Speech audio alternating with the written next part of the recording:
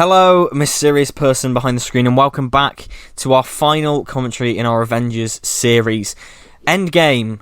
This is set to be our longest commentary yet, so this should be really fun to do.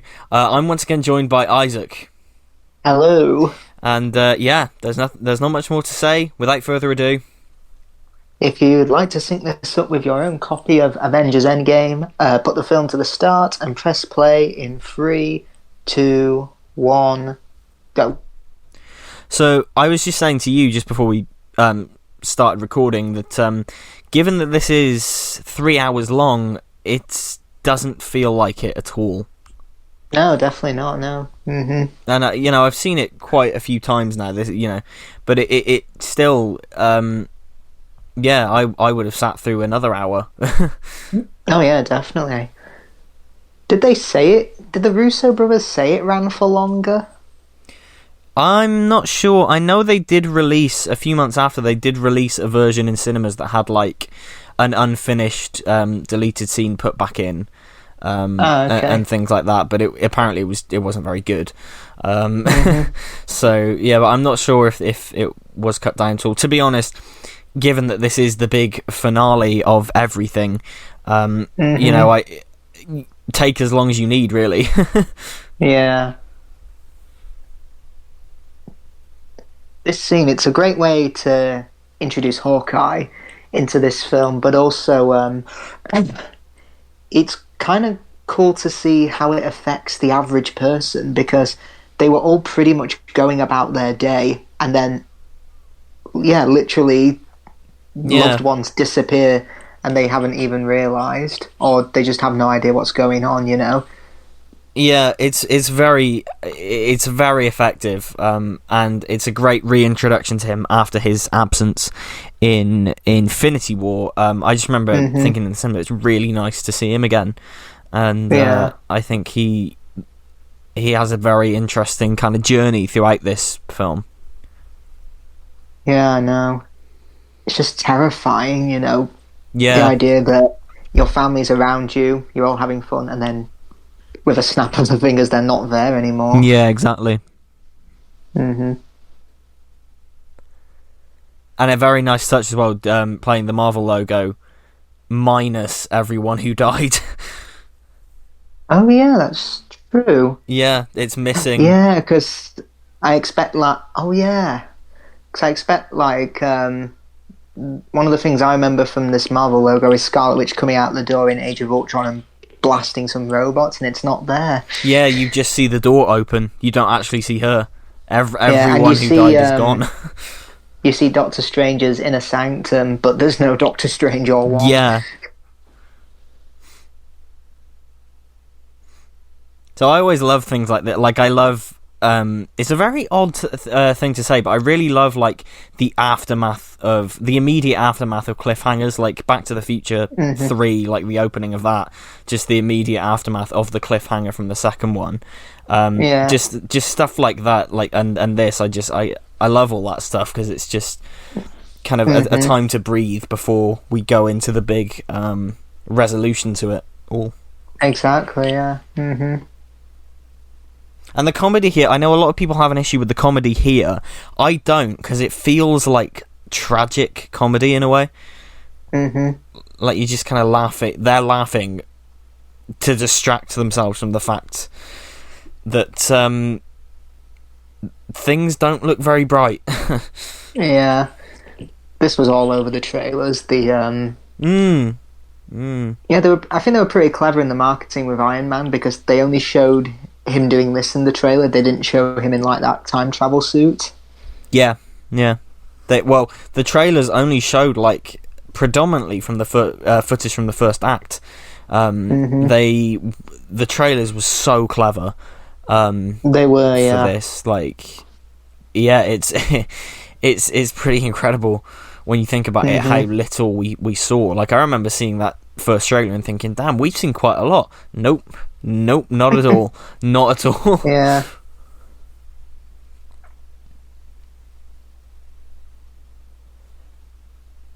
So, can Nebula survive without air? Because it feels like it's Tony saying, "I'm the only one I won't be making it, but she will survive." I guess one would assume that her lungs have been kind of mechanized, I guess. I guess they've been replaced with mechanical parts as well. You would assume. Mm-hmm.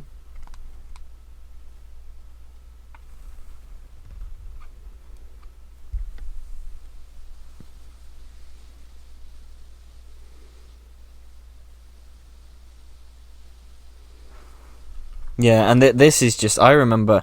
I actually... I remember thinking in the cinema, is this it? Is Tony actually going to die here early in the film? Could he die...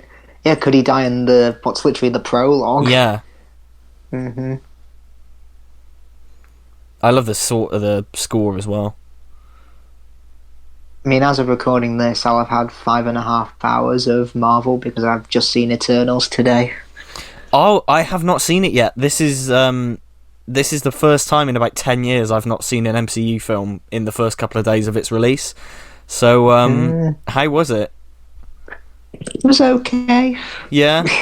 Yeah. Yeah, honestly, it was competent, but I just found it a bit dull and long-winded. Yeah, I'm not going to lie, part of the reason I haven't seen it yet is because the thought of sitting through nearly 3 hours of something that looks really dull just fills me with a bit of dread. Mm-hmm. Like, I don't know when I'm going to see it, hopefully soon, but yeah, I mean... Mm-hmm. Yeah, it's interesting. It's interesting, the response to that. Yes, the MCU stands have been devastated that the fact that it got a rotten score on Rotten Tomatoes. Yeah. And DC fans are like, first time, eh? I mean, they haven't gone as far as to say Warner Brothers paid critics to give it a bad review.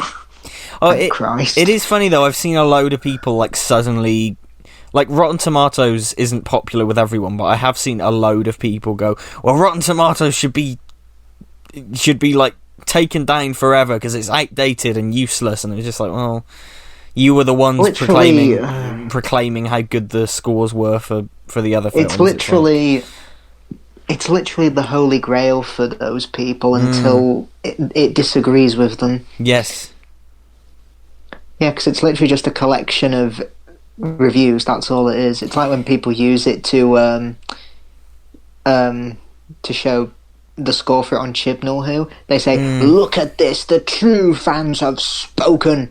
Yeah, but 6,000 people voted. The average viewership in Series 11 was roughly 7.9 million. Yeah, that's not even 10%. Let's assume that that's all the people who watched it. That's not even 10% who have voted. That is like 0.001%. Right, yeah, and... Basic maths has failed these people. Yeah, people seem to think that Rotten Tomatoes is its own independent reviewing site, when it isn't. It's a collection of aggregates. It isn't... Exactly, That fact seems to go over so many people's heads, and it's kind of... Yes, I don't know. Oh, any man babies watching? You might have just got scared. Brie Larson showed up. Yes. Well, did you hear around the time this came out on Blu-ray? Did you hear about the defeminized cut? No. So, Man Babies, like you said, made a edit of this film called the defeminized cut that cut it down to about 2 hours. Removed most of the women's scenes where they weren't fighting, like so they would the women were only in it as cameos essentially. And one of my favourite changes was they removed Tony Stark doing the washing up because they said it was trying to make him too effeminate. Oh, for fuck's sake! Yeah, we can't have girls in our films. They're different. They get cooties. Yeah, that's literally it. I'm waiting for them to say that. They get cooties. I don't want to touch them.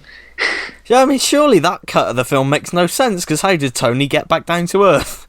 Yeah, if they've cut out all of the women. Yeah. Oh, I love that exchange. I lost the kid, and yeah, they admit, we all lost.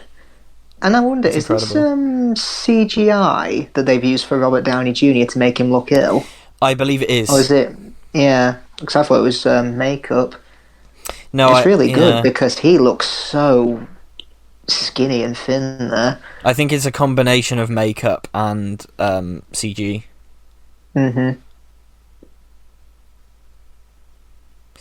God, I just remember like watching this again. Like, oh God, this is the most excited I have ever been for a film, and Hmm. I miss that. I really miss this era of the MCU. I know it was only a couple of years ago, Yeah. but I just miss this time because I was a full on MCU nerd at this point. Yeah. And I just miss this time because Hmm. I'm not nearly as enthusiastic about the films now, but I still Yeah, same think, here. I felt like they've reached peak here, and I'm liking their post Endgame films fine. It's just I don't think anything will come close to building up to the next event film like this will. yeah, well, that's it for me. But Yeah, for me, it's just difficult to be invested in it now after this, if that makes sense, because mhm. this is just, it ended it's this perfect ending, and it just, I do think they should have taken a break personally, because it Mhm. is difficult for me to get invested in it now, which is Yeah. sad, and it is a shame because I still think this is brilliant.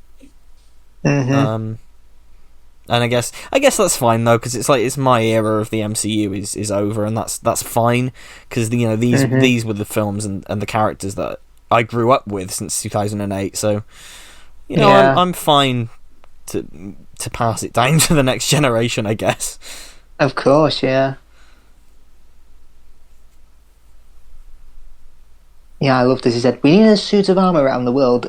Yeah. It's basically him saying that's what we needed, but without him explicitly saying it was my idea, and Yes. you all laughed at me. Yeah.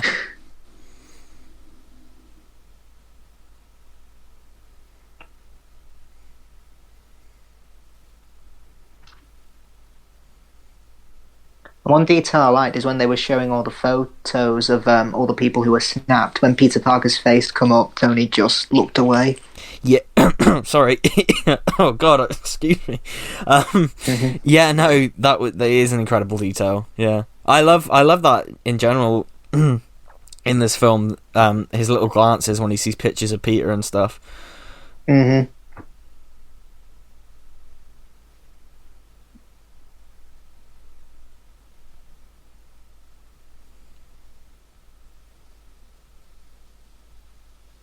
I do like Captain Marvel's inclusion here because she is the newest Yeah. Avenger, but she doesn't overshadow the rest of the cast. I think she's used perfectly, and obviously they do come up with a pretty good excuse to say, I don't just protect Earth, I protect other planets. Yeah. Yes, exactly. And I kind of I'm not a Brie Larson hater Hmm. at all. I really like her, I mean, but what the hell did she even say that all those man babies got angry? Is she said there should be more leading roles for women? so she said, I think she said that she didn't care if a 40-year-old white dude didn't like Captain Marvel because it wasn't made for him, which Oh, yeah would have pissed a lot of people off.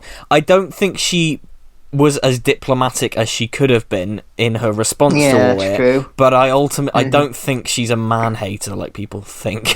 I think I like her a lot. Yeah, I don't. Yeah, exactly. Yeah, Does she still run a yeah. YouTube channel? She does. I think I'm subscribed to it. Yeah, she Yeah. does. She does the videos quite frequently. They're not really for me. Then but I'm happy to be subscribed.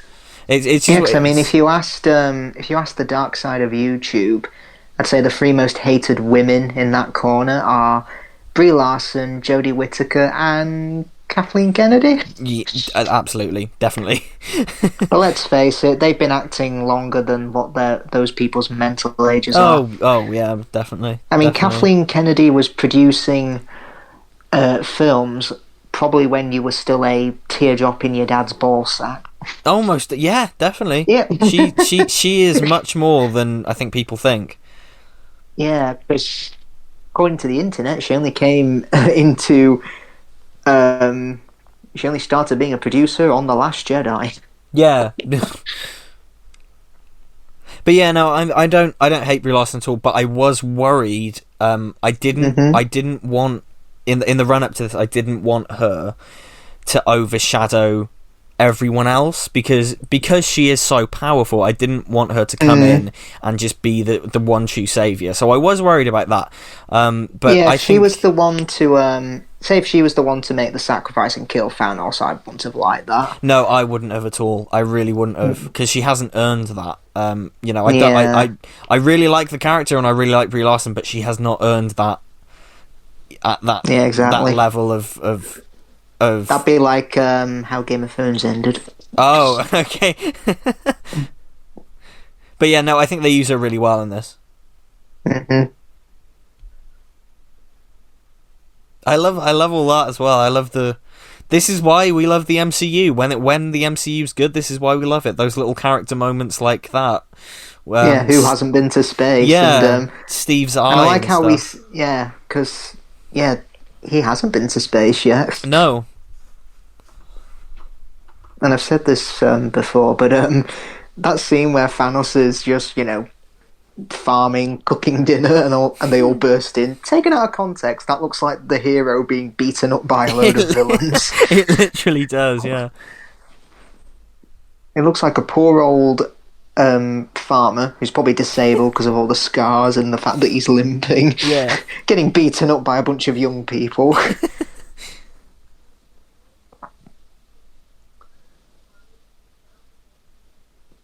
And I can remember when his head was chopped off, the entire theatre was silent. They were like, "What?" It was just like, "What happens now?" Yeah, same. I mean, to be honest, the first time I saw this in a cinema was absolutely the best cinema experience I've ever had. And same here. People didn't cheer, but people were definitely wanting to cheer, and you could hear people getting excited. Like you could hear it in the air. And it was packed as well, absolutely packed show. And I think this is all they show. That's all they showed of Thanos in the trailer. Him just picking up plants from his farm, and the Scarecrow as well. That he has his armor on. Yeah.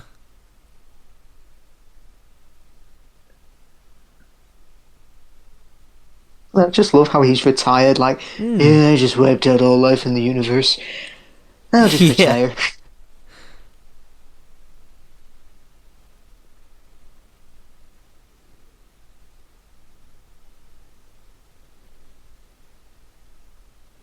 Yeah. So with this film, whenever I watch it, like there are issues I have with some of the some of the characters not being featured enough, or like having their character arcs resolved off screen and stuff like that. But at the same time, the film stars literally everyone who's ever been in any MCU film. I can forgive it for I can forgive it for a lot. And it earned the right, and it just earns the right to prioritize being a big finale to this cinematic achievement and this legacy.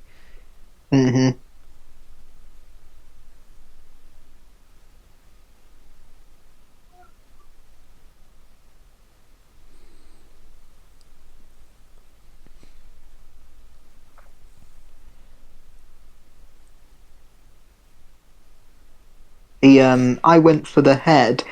I can remember there being a bit of laughter in the cinema when that happened, because between Infinity War and Endgame, it kind of became a meme. Yeah. But watching it now, it's so tragic. It's like, it's sad. I killed him, but I should have done that earlier. Yeah. It was my fault. It's really sad. It really is sad. Yeah.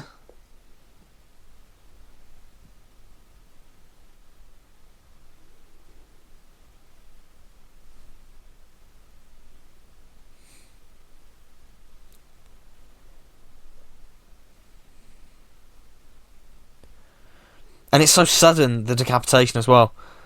Yeah. It's not. There's no build up to it. It just happens. I mean, all the build up came in the previous film. So. Yeah. Yeah. It feels completely earned, I think, I just to love kill it, him yeah. off here. I absolutely love it. And the fact, did anyone expect that this would go 5 years late? Like, did anyone at all? Was this leaked at all? I don't remember it being. I don't think so, no, because I remember going in thinking, I hadn't really heard anything about it, because I think I may have saw it on opening day or something like that. Yeah. So yeah, I had no idea about the whole 5 years later thing. No, I was so shocked when this came up on screen. I was so, like, taken aback. Reminds me of the Simpsons movie, To Be Continued. Immediately. Yeah. Yeah, 5 years later. And I still maintain that the film should have waited that 5 years. Imagine if it did. It would be so good. Like, after Endgame, release Endgame, and then don't make any other films until 2023. Let the timeline catch up. They never do it because of the money, but definitely. But I imagine how good that would be, because then by the time it all came back, everyone would be crying out for more films, right? Everyone would be going, "Oh, it's been 5 years. Let's get more." Oh, and his I can't remember whether it's Joe or Anthony, but they make cameos in all their films, don't they? Yeah, or he does. Yeah, he's there, isn't he? That's him. Joe or Anthony. Yeah, that's him. Yeah, he because in Civil War he's the guy that Zemo kills. When they show the picture of his body in the bath. Oh right, okay. That's him. He's in the Winter Soldier, I think, as a shield agent at a computer, I think. Nice. I can't remember if he's in Infinity War.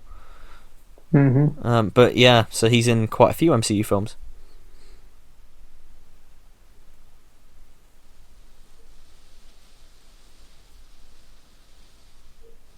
And I've seen a few people say that this goes against Steve's arc in the end.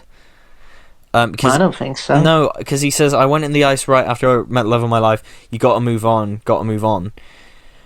But the way he says that, he looks down, and it's like he's saying it, but he's struggling to believe it himself. And I personally think that aligns perfectly with what he does at the end. And he does say "got to move on," and it does line up with how he acted in Civil War, because he was quite selfishly holding on to Bucky. Yeah. And obviously keeping secrets from his friends in the present day, just so he could have a reminder of that past life. Yeah. Because, he had lost Peggy in that film, and Bucky was the only thing he had to the 1940s, and he didn't want to lose it, but it caused him to tear the Avengers apart. So, this rat saved the entire universe. Yeah, literally. And you know what? I remember when I saw this, I thought, a little bit lazy, little bit of a contrivance, but at the same time, the amount this film has to do, I don't mind it. It's a contrivance, but it's a minor thing. I'm genuinely surprised they put him in the trailer, Ant-Man. Yeah. I mean, I knew he was going to be in it, but I think they wouldn't show him. The only leaks I saw from this were the set photos. So I knew that there'd be a time travel element, because I saw set photos of Cap in his 2012 suit and Ant-Man, and I think there were pictures of Robert Downey Jr. with them. That was the only set picture I saw. So I guess there would be a time travel element in it, but other than that, I knew nothing. And here's Ken Jeong as the security guard. Cool. The Russo brothers love putting cast members of Community in their films, because that was what they got. That show was what they got their start on. So nice. There's a few in this, and Donald Glover is, of course, in Spider-Man: Homecoming. So that's another one. So yeah, this kid's literally in it for 10 seconds, but I love his reaction. I do. Because typically, when a character misses a major event and they ask an average person, "What the hell happened?" they just respond with, "Where the hell you been?" or "You thick or something." Yeah. And he just stares at him like, as if to just say, "Look around you." Yeah, exactly. Again, it kind of reminds me of Back to the Future too. with the alternate 1985 thing. Oh God! Let's You're supposed to be in Switzerland.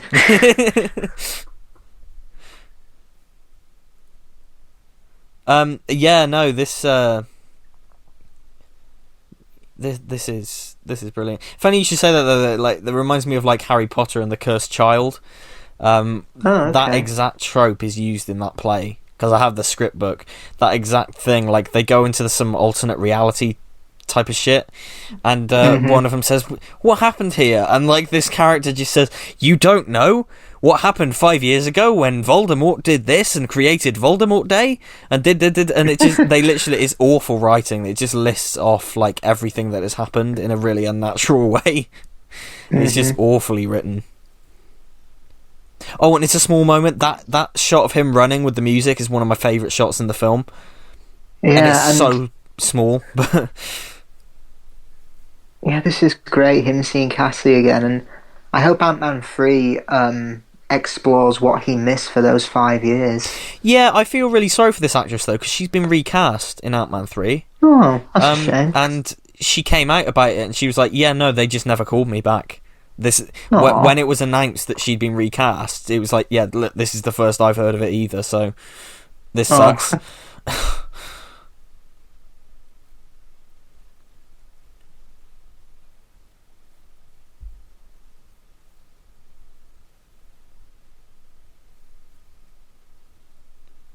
Yeah, and those are the MCU films I'm looking forward to the most. It sounds shallow, but it's with the characters that we know, because I liked being introduced to these characters in the run up to Infinity War because we knew that they were all going to play their part. Like I loved, Doctor Strange.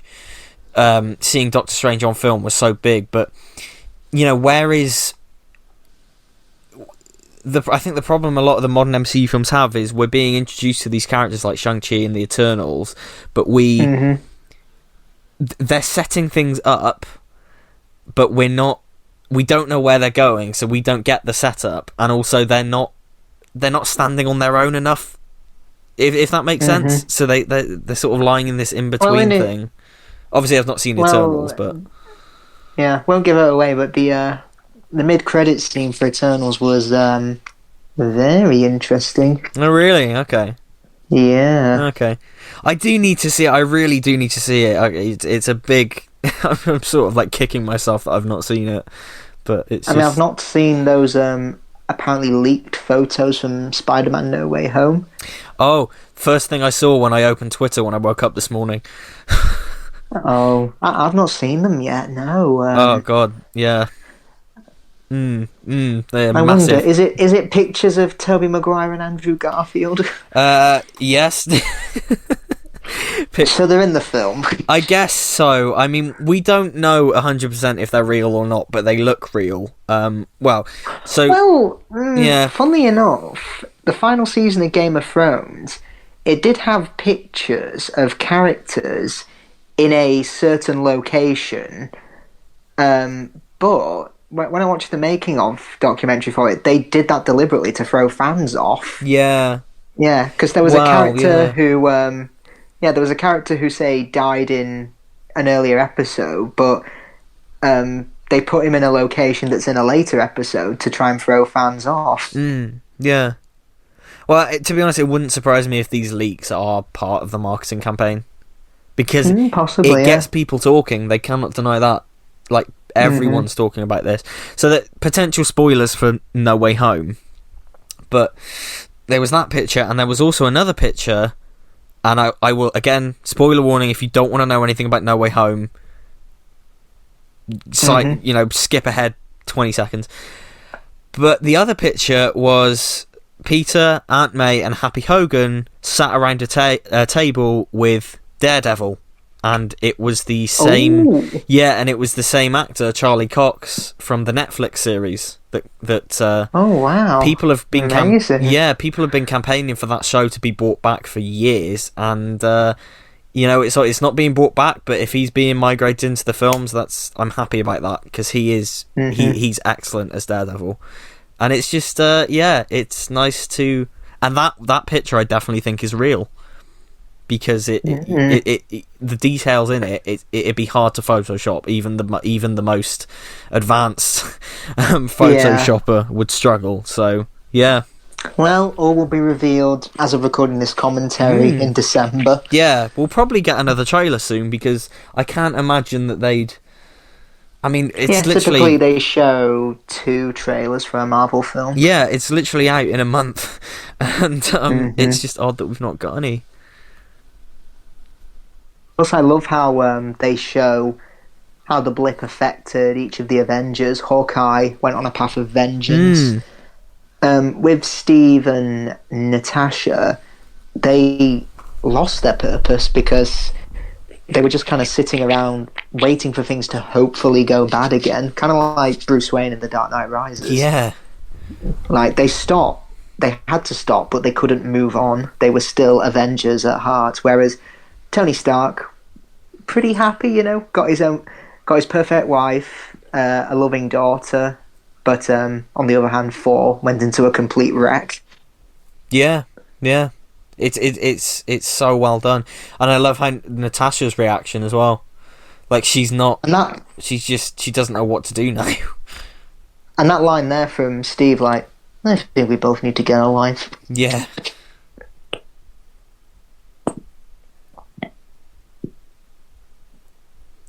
I think you said this last time, but I was surprised. Yeah, they showed this bit was like the stinger of the trailer, wasn't it? After the title. Yeah, it was at the end. Q buzz me in. Yeah, I'm surprised they showed that.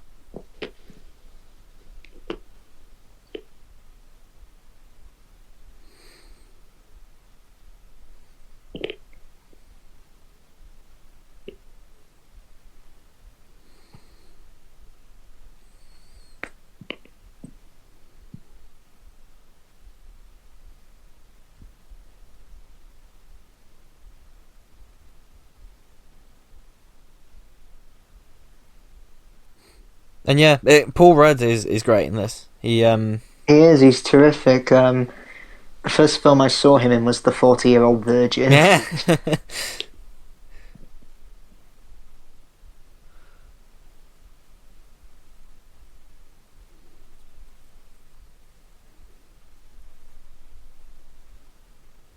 And I like that. Is that anyone's sandwich? I'm starving. Because of course he would be. He's been in there for 5 hours, yeah. Mm-hmm.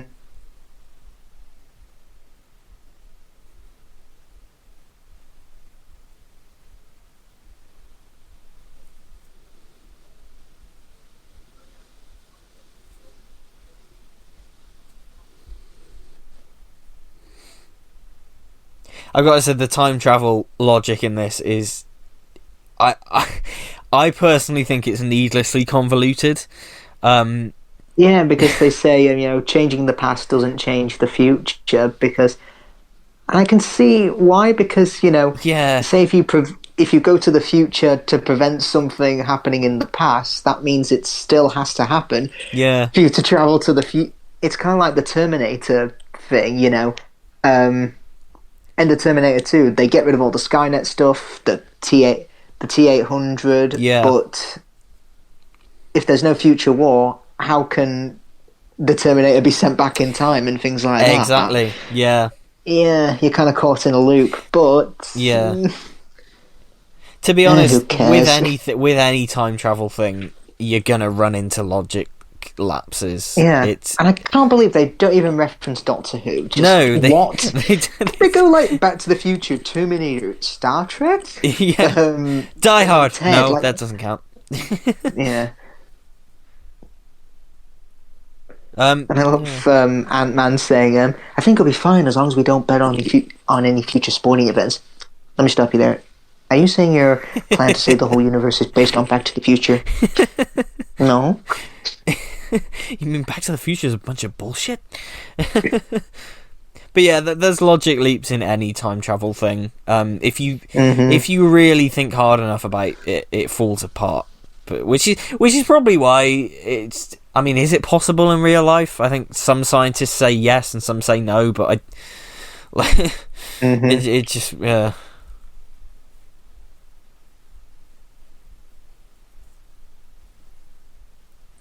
it's such a small detail, but I love how he's living in a log cabin. Yeah, Think back to his penthouse in like Phase 1 and 2. It was this big, yeah, flashy, exactly. futuristic building. Now here it's just so humble, which yeah reflects his character arc. How Tony has become more humble over the years, Yeah, exactly. and I love how he's living in the middle of nowhere because again, earlier in the MCU, he would have craved all the media attention and things like that. You know, if this was Phase 1 Tony, he probably would have been, you know, chatting to reporters saying, yeah, I nearly fished off Thanos, I nearly killed him, but I failed, but I still nearly won, you know. Yeah, Whereas here, exactly. he's again just become a very humble guy.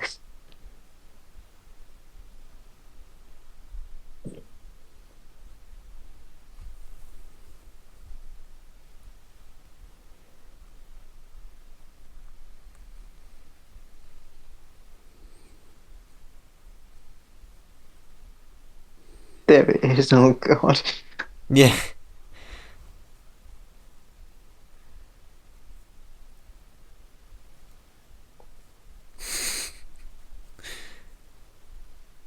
I mean, I wonder if when Robert Zemeckis saw this, he paused the film and had it rewound just to catch the Back to the Future Yeah. reference. Because famously, that's what Ronald Reagan did when they say in the film, Ronald Reagan, the actor? Oh, did he? Oh, nice. Yeah, apparently during the screening, he said, stop the film, rewind it. I want to hear that again.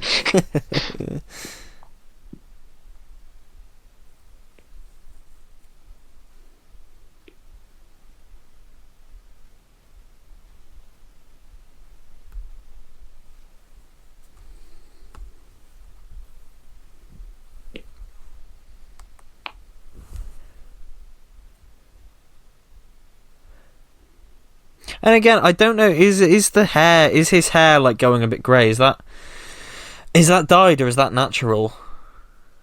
Looks a bit natural to It me, does. because, again, Robert Downey Jr. is in his mid-50s. Yes. Yeah.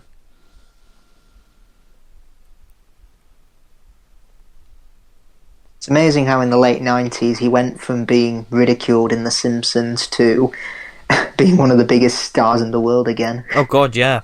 It's insane Yeah. how everything turned around for him. Yeah, and I hate that reporter in 2015 who was saying, so what are your kids going to think when they discover what your past was like? And Oh yeah. it was around the time of Age of Ultron, and I mean, bless him for not getting angry or anything. He just says, okay, goodbye. He just takes off the mic and walks out the room calmly. Yeah. But yeah, if you look at his face, you can see tears welling up in his eyes, and he's breathing a lot quicker. Like, just why would you ask about it? Yeah. He's like, look, what are we doing? Are we promoting a film, or are we? Is this a big? What are we doing here? Mm-hmm. So yeah, I do. On reflection, yeah, this Smart Hulk thing. I wish we had seen it because it's a big In a film, yeah. It's a big end for his character arc that's been built up since 2008. Really. Yeah, exactly. It's the brain and the brawn put together. Yeah, it's a shame that it's off screen. It is a big shame. But I'll say this: the scene where he says, "Want to go have a photo with me? I'm Ant-Man." Yeah. That a similar thing happened to me at a convention. I was with Richard and Miles. yes, A fan came up to them and said, "Hey, can I get a picture with you two?" and they said, "Yeah, sure." And I was like, "Want to grab one with me? I'm Isaac Whittaker-Dakin." And he just looked at me like, "Who?" oh no. I was like, "He was like, you don't know who I am. It's okay." Oh god. Oh, I'd think. Oh, I'd just like clam up. I'd just get shell of awkwardness. Mm-hmm. I mean, I don't expect people to recognise me. I've only got 300 subs. Yeah. I don't upload anymore, so...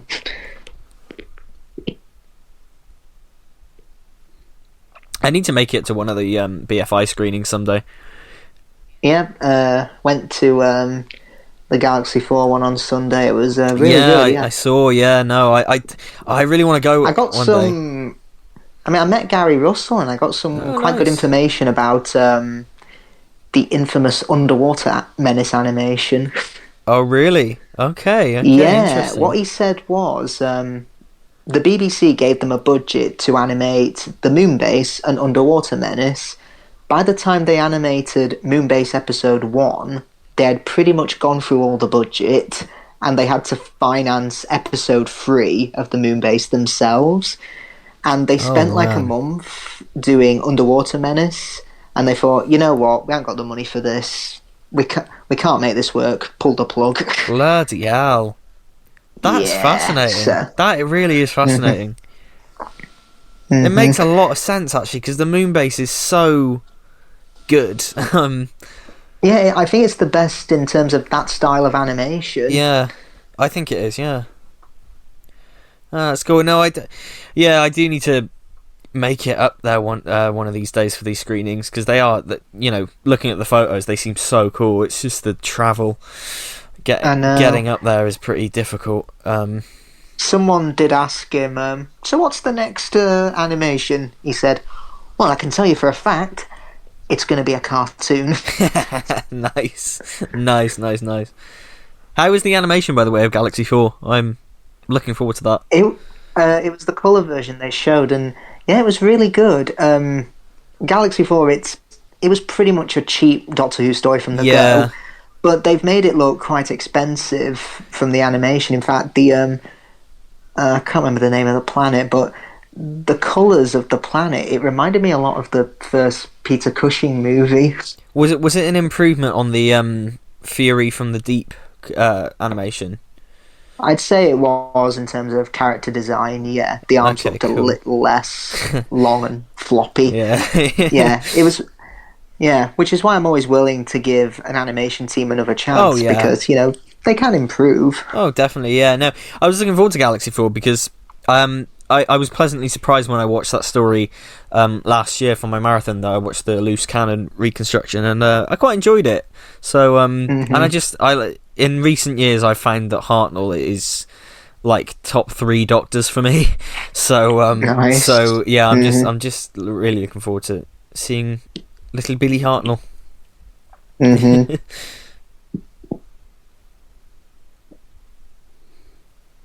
And that I Love You 3000, that became a big thing. Oh, It's the honest trailer was their alternate title for this film was "I Love You 2.8 billion." it is nice. It's a shame that I don't have the as much of a emotional response to that now, because it's been so not memed, but it's just been taken to everything. Like Hmm. people say that all the time now. Hmm. And I like addressing this as well. They are okay with their life, and it's like it's kind of Hmm. them struggling with do we do this because we might lose everything that we've gained in the last 5 years. Exactly. Yeah. Hmm. And it's weird. Yeah. Because Yeah, imagine if they were given a choice, like either bring everyone back, but the cost is everything from the last 5 years disappears. yeah. Well, that's it. And it's the same. It feels odd to relate it to a real world thing, but I know a lot of people compare this to COVID. With Hmm. how kind of dilapidated the world has become. It's like, yeah, would you reverse everything that COVID's done? Well, yeah, but also you'd lose a lot of good stuff that has come from it. Hmm. Like Definitely. the Yeah. creativity that has come from it. So, Hmm.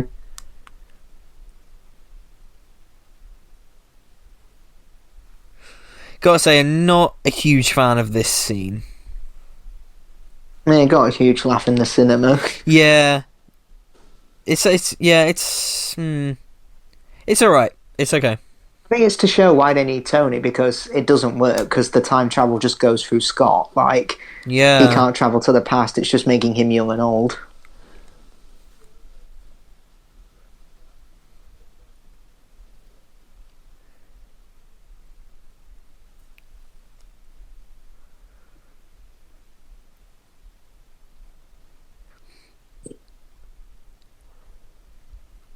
I always love how he calls him by his full name, Captain America. It's never Cap or Steve. It's always, I believe this is yours, Captain America. Yes, yeah. Because if I ever met Chris Evans, that'd probably be my reaction. Like, Oh, wow, yeah. this is awesome, Captain America.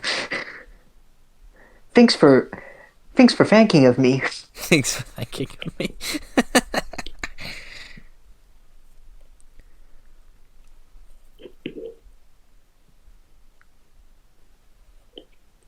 The baby bit is the thing that gets me. The baby is funny. Mm-hmm. It's Scott. As a baby, he'll grow.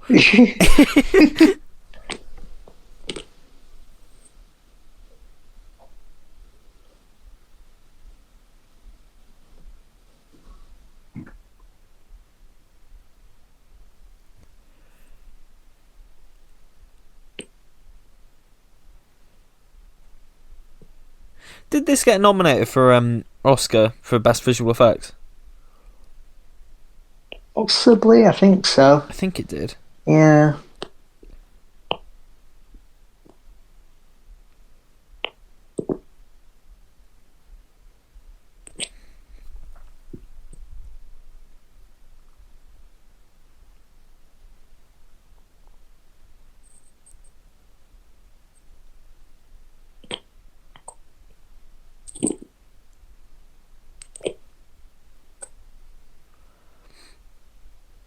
This is the obligatory Audi product placement shot. Ah, okay. Makes sense. Just the way it holds on that is just like, yeah, look at this Audi. Don't you want to buy an Audi now? After you've seen this. Having trouble defeating the Titan Thanos? Why not buy an Audi?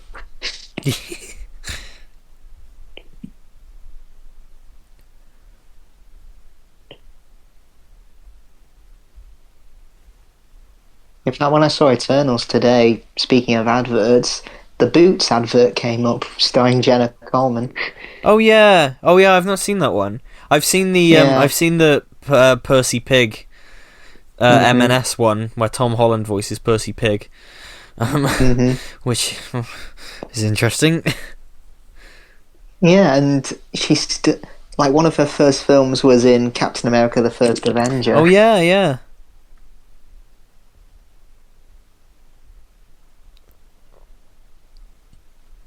I mean, one of my friends has been on set with her. Oh really? Okay. Yeah, he was an extra in Victoria. Oh nice.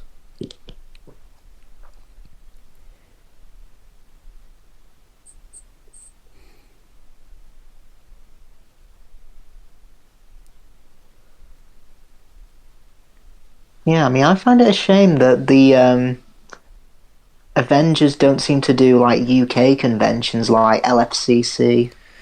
Well, Paul Bettany was at one I went to a while ago, and Oh, nice. Michael Rooker was there as well. Obviously, they're not like the original 6 Avengers, but Yeah, because even LFCC, I think Jason Momoa and Ray Fisher have done those types of conventions. Yeah. But yeah, it's a shame they haven't crossed that border yet. But yeah. I've not been to a con in since COVID. yeah, I need to. Well, I know people were a bit upset with the Tom Holland thing at MCM because it was £200 for a photo and you had to stand. Oh, that was it. Wasn't it next Tom to a glass screen? Wasn't it Tom Hiddleston? Oh, sorry, Tom Hiddleston. Yeah, that's it. That was it. Yeah. So you pay £225 for a photo where you're standing in front of a plexiglass screen with Tom Hiddleston. It's like you could Photoshop that shit. Like exactly. The amount of time you're in there, you don't really. When you have a photo with a big celebrity, you don't really meet them. You just say hello, and then they heard you belong. That's why I kind of prefer autographs because you get that interaction. Yeah, you do get to chat with them. Yeah. Mhm.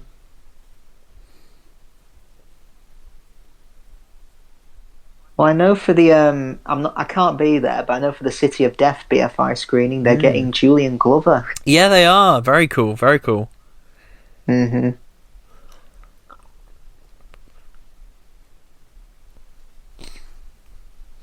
Yeah, no, it's annoying with the BFI screenings because I think if they announced them like with a long time to sort of get travel arrangements and kind of get the tickets, I'd be all over them. But the fact that you kind of have to book the tickets in a very small window, and it's like there's no point me doing that because I don't know if I'd even have the money to get up to London on that day. It's annoying. One day I'll definitely be there one day.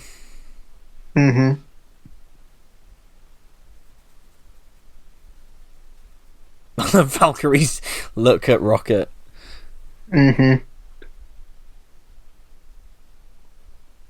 I'm glad they at least confirmed that some of the Asgardians did survive. Yeah. Yeah, I'd say the most controversial element of this film is Fat Thor, but I'm going to come out and say it. I love it. I think it's the perfect way for his character to go, because he's such a cocky and confident hero, and he's been like that for the past dozen films, but to have him become a complete wreck, especially because he feels that all of the failure on the universe is on him, makes perfect sense that he become a complete blind drunk. I think because from the trailer with the... Usually I think... At most trailers, I think they ended it with... I think it was the first one, him grabbing Stormbreaker, looking at Captain Marvel and be like, I like this one. Yeah. I think people were expecting that type of Thor, the one that would come in with Stormbreaker and shout, "Bring me Thanos!" Yeah, that's it, yeah. And it's good that when he... That final battle at the end, he doesn't just become skinny again. Yeah, exactly. Yeah, I like that. He's not instantly fit or lost his beard and dreadlocks, but it's a nice bit of like body positivity. Yeah, I don't think they're fat shaming at all. To be honest, no, not at all. And I think there would be an issue if, like, at the end he magically became skinny and buff again. But it's I think it's great that he stays like this. Yeah, it is CGI though, isn't it? The fat. Oh, the fat on him, isn't it? I thought it was a fat suit. Oh, it could be. I think because there's outtakes of it where they're all just sort of pissing around with it.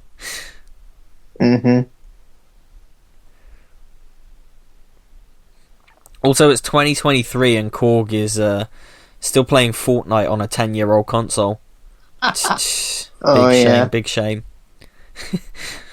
Yeah, they didn't predict the PS5, which is out now. Yeah, they didn't predict the PS5.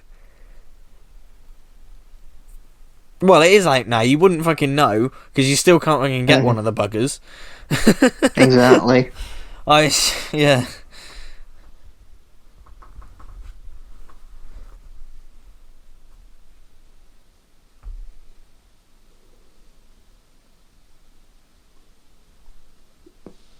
That's Taika Waititi as Porg, isn't it? Yeah. Yes. I love that Korg got a little moment in this. And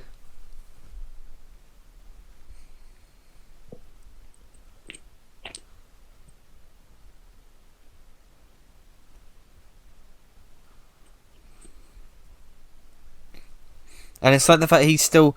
They say the name and he instantly just is like haunted. Yeah, it probably gives him PTSD flashbacks. Yeah.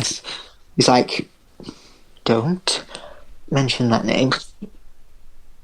And I love the scene in when they go back to Asgard. He gets Mjolnir and just goes, "I'm still worthy." Yeah. I just wanted to, shout in the theatre, "You always were." Yeah. I think it's a perfect representation of self-doubt and lack of confidence and failure. Realizing that even if you screw up, you can go on and still be a good person and a great hero.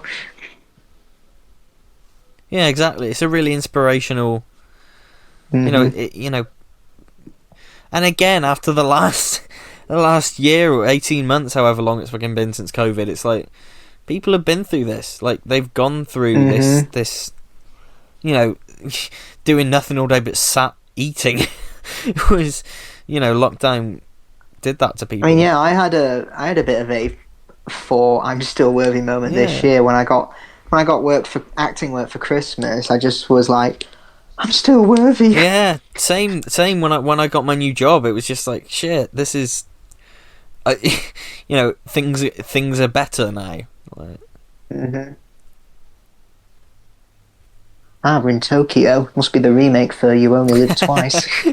I've got to say, I'm surprised they got away with the violence in this at a 12A, in this scene particularly. Yeah, it's very graphic. It's when he slits his throat and you see the blood pouring out. I'm shocked that it got passed as a 12A. I really am.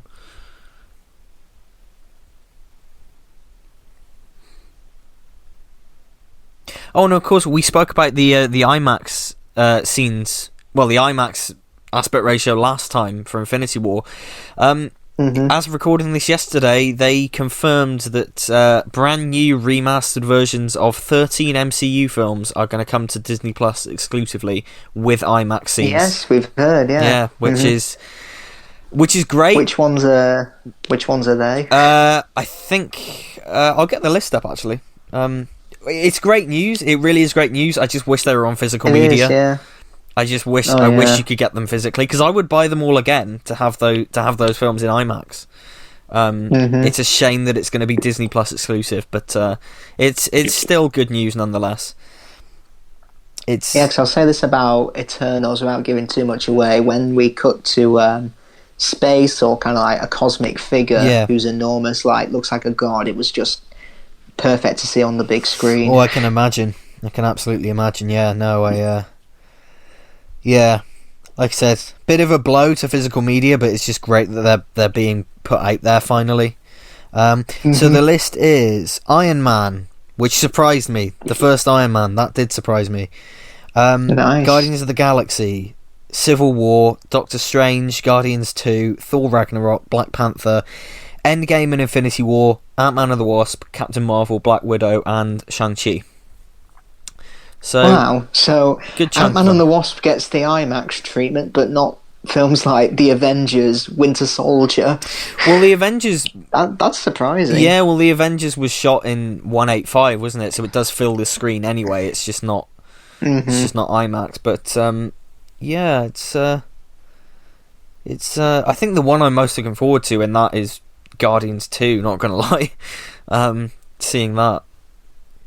Yeah, Guardians 2, it's like someone just gave you a bunch of Starburst and put them all over the screen. Yeah, definitely. Oh, that's coming out on my birthday, those remasters. That's nice.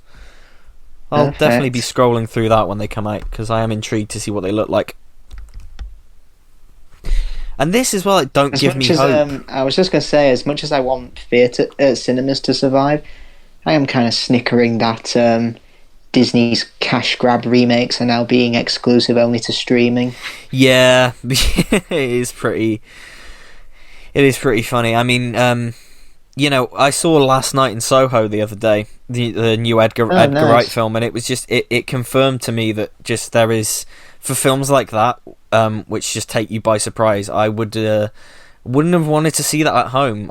I loved being in a dark room, completely focused on the film.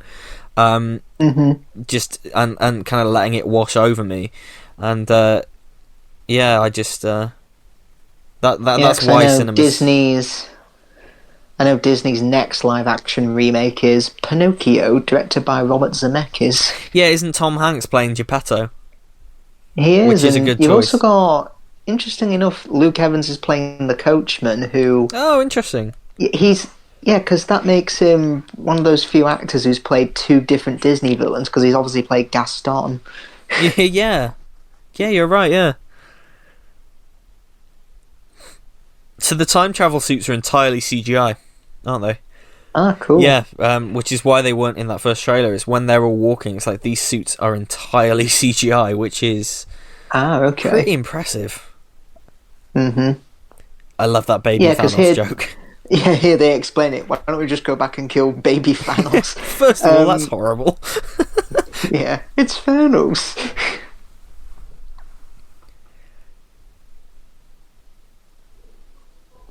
But yeah, because the thing is, I think what they're getting at here is, well, if we have to go back to kill baby Thanos, that means there's still a timeline out there Yeah. where he got the stones and all this happened.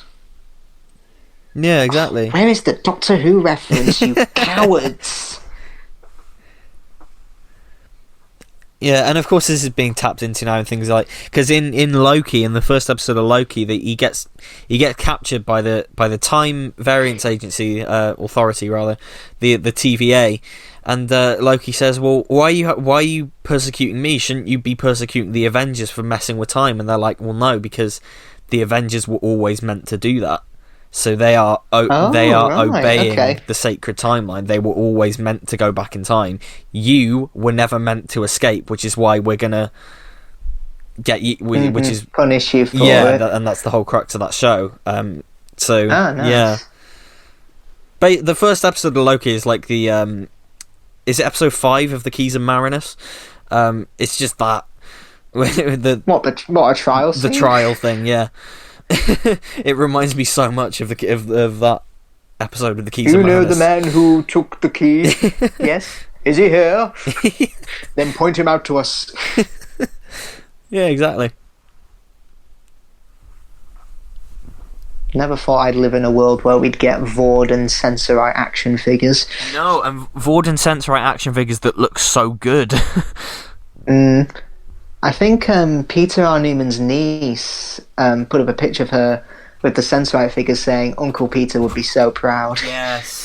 Yes, I saw that, yeah. It's very nice, because of course I love that documentary on the DVD about Peter R. Newman.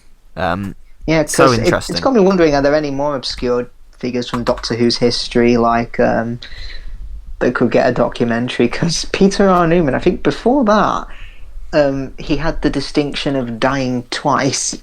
Oh, yes. In 1969 and 1976 or something like that. He joins Tony Selby in those ranks. Of dying twice, yes. Yeah. Yeah, no. Let's do a documentary on Paula Moore. Who is Paula Moore? And then just... I want to know who the hell is Jeffrey Orme or William Ems. Well, yeah, William Ems is interesting. Yeah, because didn't he write Galaxy 4 for Ian and Barbara? He did, yeah. He wrote it for Ian and Barbara, didn't he? Which is why Stephen is a bit off in that story, because it's like he's saying Barbara's dialogue. He is, yeah.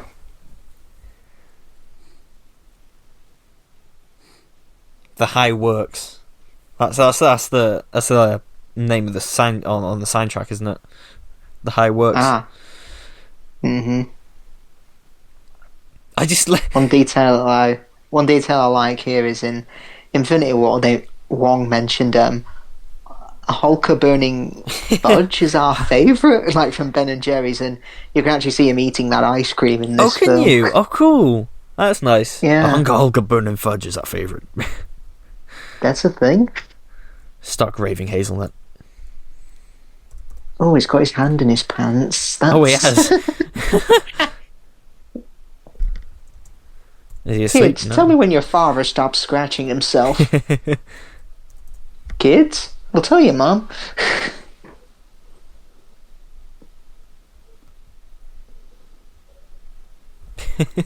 I love this this whole tangent about the ether. He's trying to yeah, it's almost as if the Russos admitting, yeah, For the Dark World was kind of a mistake, but let's reference it anyway. Well, this film retroactively makes it better. Yeah, I even made a meme. You know that SpongeBob face where he has that really big smile and his eyes have gone really narrow? Yeah. Yeah, you like Krabby Patties, don't you, Squidward?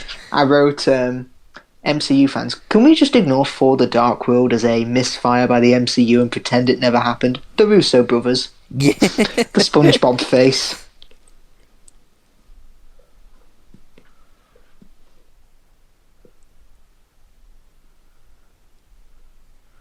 And again, it's like tragic comedy, like my mother, who's dead. Yeah.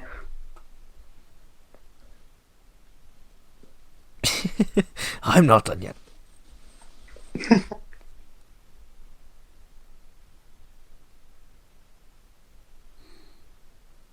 It's just fun seeing Rocket Raccoon in this situation. Yeah, there he is. He's eating the ice cream. Oh, he is, yeah. That's really cool. I've never noticed that before. Mhm.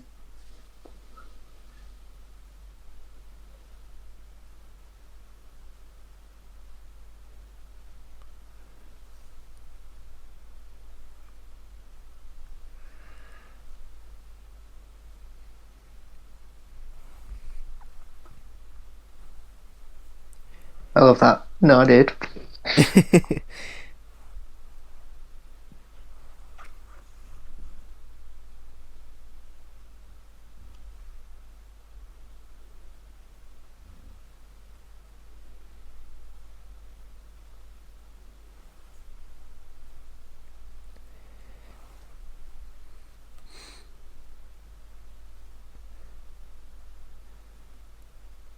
It's just so natural as well. It's really Yeah. cool. Shut the front door.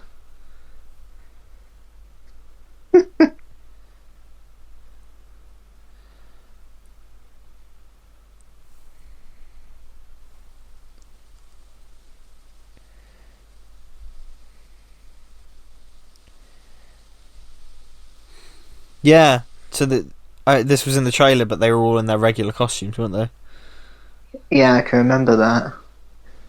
And the Honest Trailers even made a joke saying, have them time travel. Just don't go back. Just make sure Rhodey doesn't go back to pre-Iron Man 2.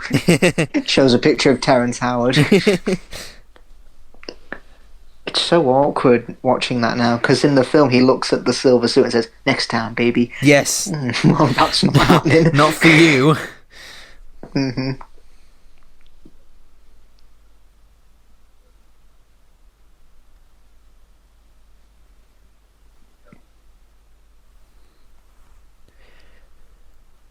Those time travel suits, are they a reference to what they wear when they fight in the comics or something like that? Yeah, they sort of take inspirations from various uniforms from over the Just years. in the comic, they sometimes wear those uniforms, kind of like how the X-Men wear that bright yellow spandex. Yeah, not on a regular basis, but these time travel suits are just a combination of various sort of unified uniforms over the years, and yeah, it's cool. It's a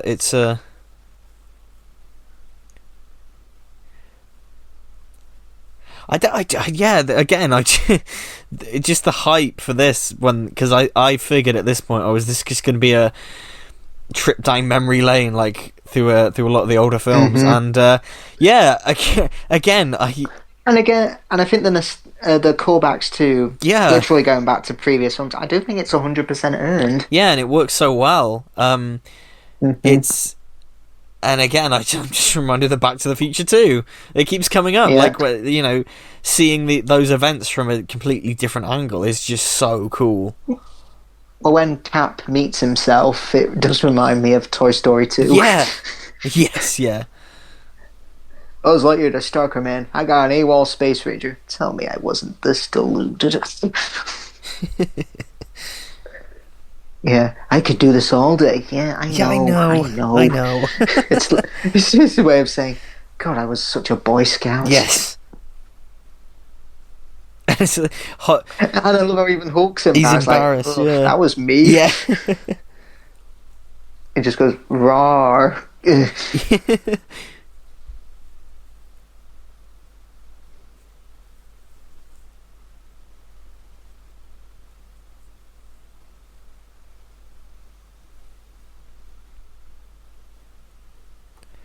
And it's cool that it shows us, because of course there would be sorcerers defending the Sanctum in the Battle of New York. We just didn't see them, but of course that would be a thing.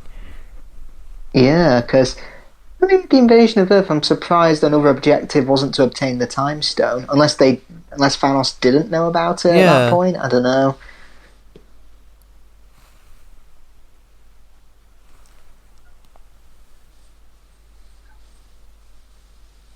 Or he figured the Ancient One was just too powerful. But when... Yeah, because again, in 2012, Thanos would probably have had to face off Ancient One, Odin, Ego. Yeah. You know, all those powerful beings that by the time he attacks in Infinity War, they're all gone.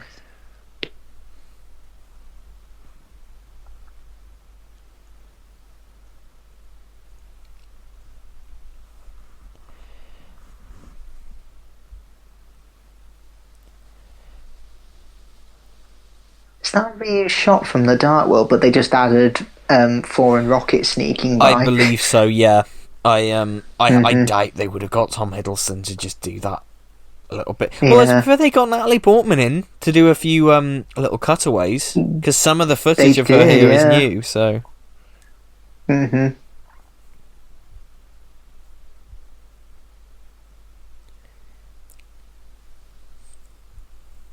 I love Rocket's reaction. He's like, "You fucking serious?"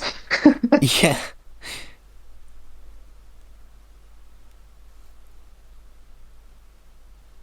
I love the slap he gives for like, you think you're the only person who lost everything? yeah, and it's Yeah, because it's Rocket's way of saying, I lost everything too, but I don't wallow in self pity about it. I get on with yeah. it.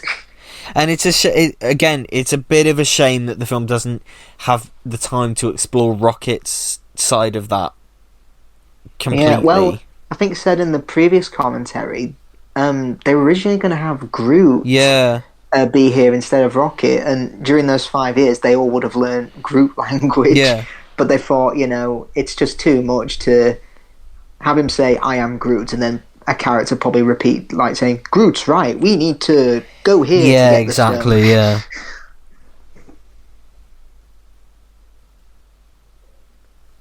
Quill, Groot, Drax, the chick with the antenna.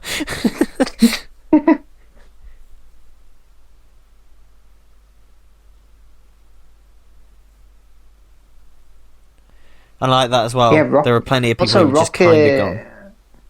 Yeah, Rocket pretty much lost his son. Yeah, he literally he lost everyone who made him who he is now, who made him better. Mhm. Exactly. Yeah.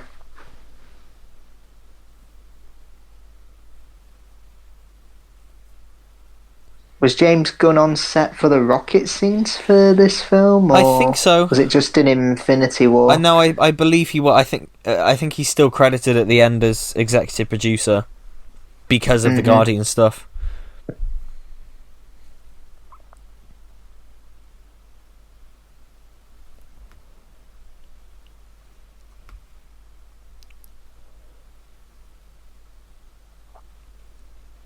I'll admit, I think the Morag scenes here drag a little, particularly with the whole switching around of Nebula and Yes, I agree. past Nebula. I think that's probably the only time in the film where it does drag a bit for me. Yeah, I agree. I'm sort of more invested in the time heist than I am of the part than I am in the Hmm. past Gamora and Nebula stuff. Yeah, no, I do agree.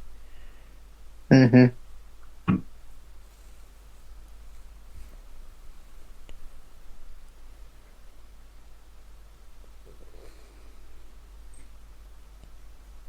I like how Rhodey and Nat give each other a hug because I just realised both Don Cheadle and Scarlett Johansson, they both joined the MCU at the same time. Yeah, you're right. They did. Yeah. Oh yeah, yeah. That's nice. Yeah. And I think that's a callback to Avengers Assemble. Hawkeye says we're a long way from Budapest Yeah. because I think they mentioned that in Avengers, and I think Nat's response is, "You and I remember Budapest very differently." Yeah, no, it's a wonderful little callback, and again, their friendship is and their relationship is just so well done. Hmm.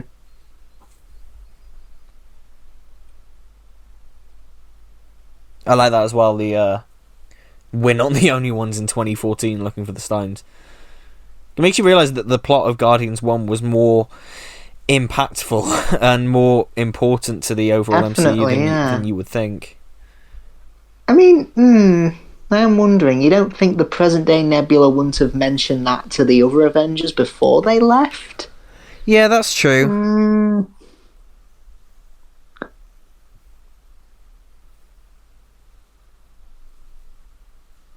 because then again, mm, maybe someone would have said, well, maybe you shouldn't go back there because then they'll be wondering why Yeah, are there two Nebula. But then again, wherever they go back, there's going to be two of each that's characters. true. Yeah.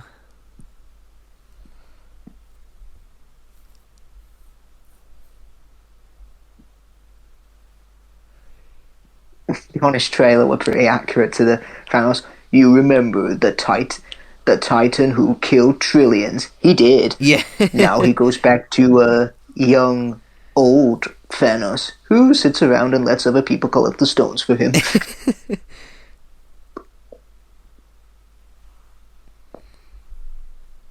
Yeah, I think even though this is, it's a younger Thanos, but I still think he's true to the character, and I just think definitely. when he comes back and says, "There's only one alternative: create a new universe," then that just makes him even more terrifying. Yeah, definitely.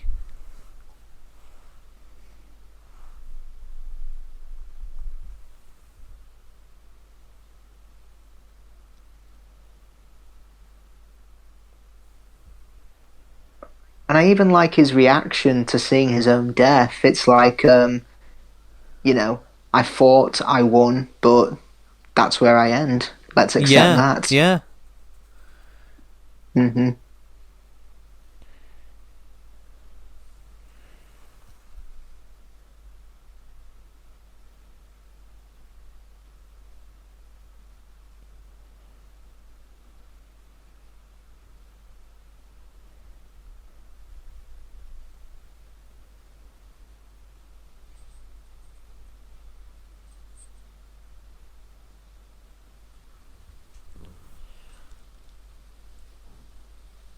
Yeah, no, I do agree. This is the kind of stuff that does drag a little bit. Yeah. Yeah. But then it cuts back to New York, and I'm just like, oh, cool. We're back again. And yeah, I do love stuff like this. Like, it's, it is just a fun...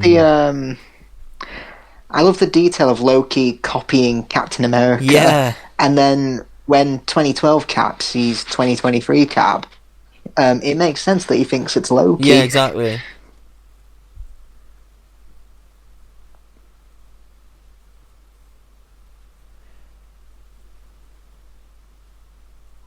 It's just fun. It's America's ass. Yeah, it's just fun seeing the events from a different angle again. I love stuff like that. Again, Back to the Future 2.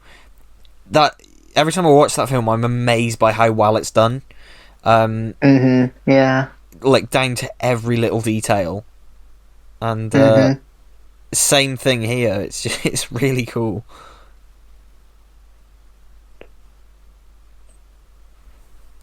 I like how they brought back these Hydra agents from Winter Soldier.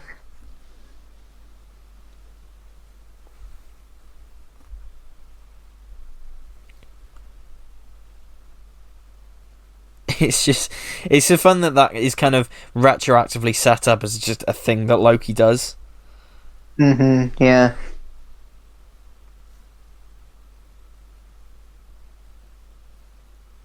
I mean, here's a fun fact about the Loki TV series.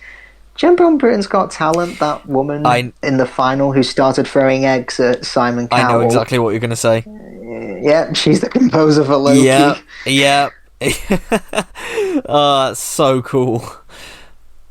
I mean, she said she did it because she hated his impact on the music industry, and okay, that's a valid reason, but that's no reason to throw eggs at him, particularly during someone's performance who has nothing to do with how you feel about Simon Cowell. That was a bit petty. I think it's just like a statement against talent shows like Britain's Got Talent, isn't it? And how kind of vapid they are. But yeah, it was so...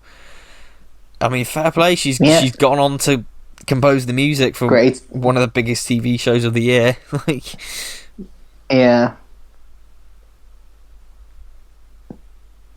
Yep, if you're looking to get in the industry, my advice is do not go for those ITV talent shows.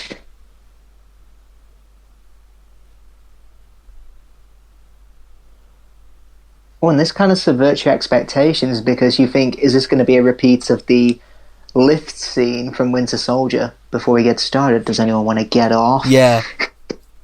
But it's not.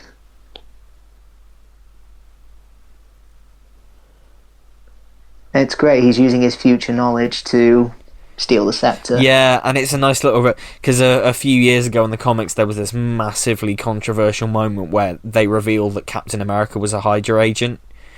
and it was Oh, this okay. big controversial thing. Everyone was like, how dare you do this to a character we've invested in, and you just revealed him to be evil. So that line is a nice way of him getting out of the situation, and it's also a little jab at the at what the comics did. Oh, nice. So the whole reason Loki got his own TV series is because Hulk didn't want to. Is because Hulk hates taking the stairs. Take the stairs. Stairs.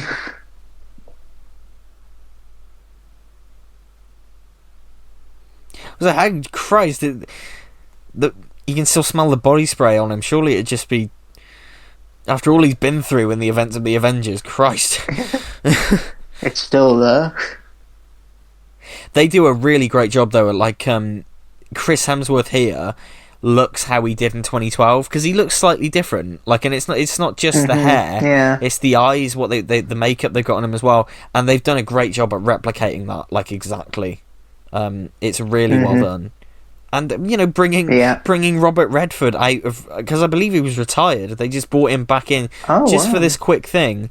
And, like, this is pretty mad, getting big actors like him and Michael Douglas just for like, little cameos. They commit to it, and it's really nice. I suppose we can assume in the original timeline they just took the Tesseract off them and the scepter, no questions asked, really. Yeah.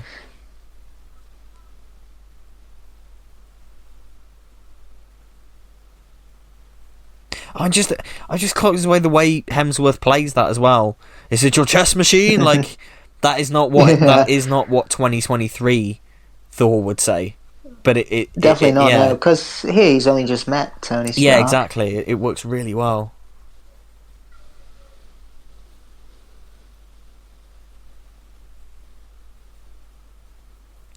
Yep, and then Loki escapes, and that's literally the opening scene of the first episode.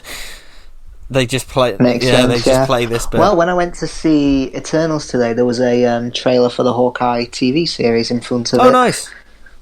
I'm looking forward to that. That should be pretty. It's a Christmas thing, isn't it? It is. Yeah, they were playing a Christmas song over it. That's it. Yeah. I think they were playing "It's Beginning to Look a Lot Like Christmas." People are, like, Christmas has started early this year. It's properly. I swear the usual slew of adverts don't start until like mid-November, but they revealed them last week.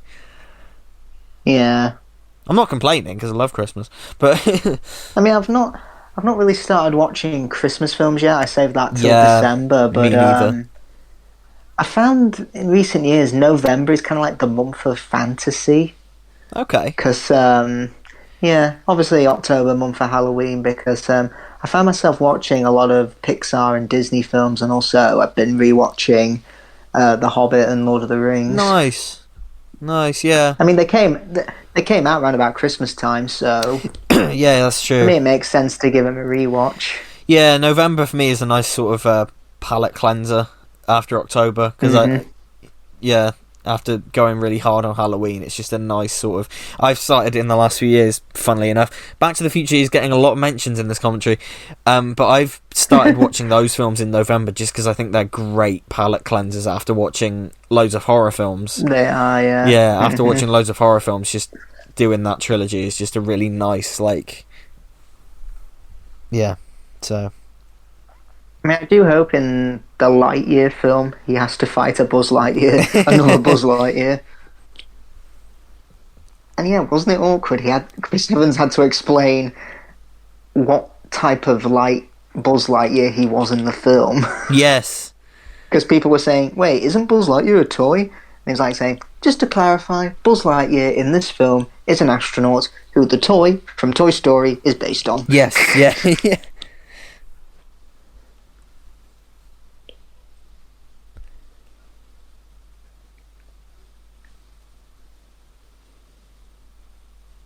Oh yeah, it's so ironic with Mark Ruffalo. If you look at the poster, it's the only time in an Avengers film where Bruce Banner is on the poster, but here he's mainly in his Hulk. For the majority of this film, he's in his Hulk form. Yeah. But Yeah, then again, it exactly. would have given it away if they showed him as the Hulk. Well, again, yeah, the trailers were very clever there, because nothing about Smart Hulk got released at all, and on the poster he's just Bruce, isn't he? hmm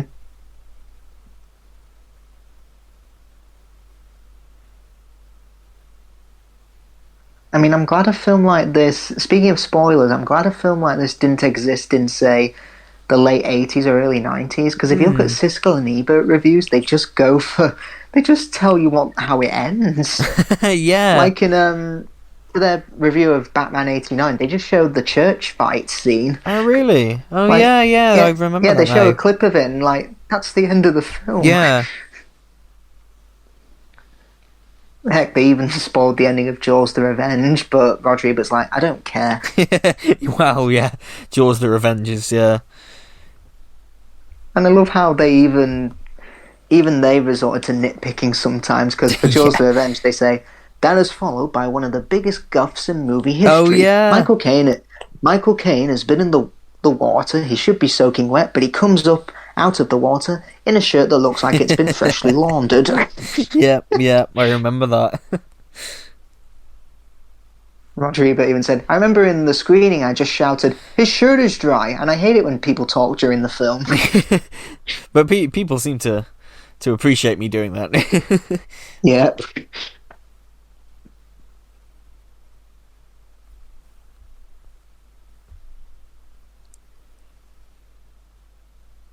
And I like that as well. She gives it over because Strange has done that for a reason.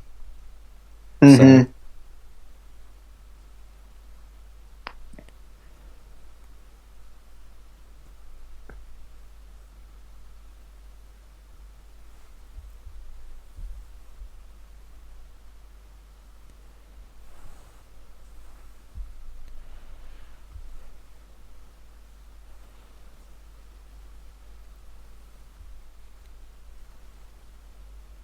Oh, Squidward's back. oh yes, yeah.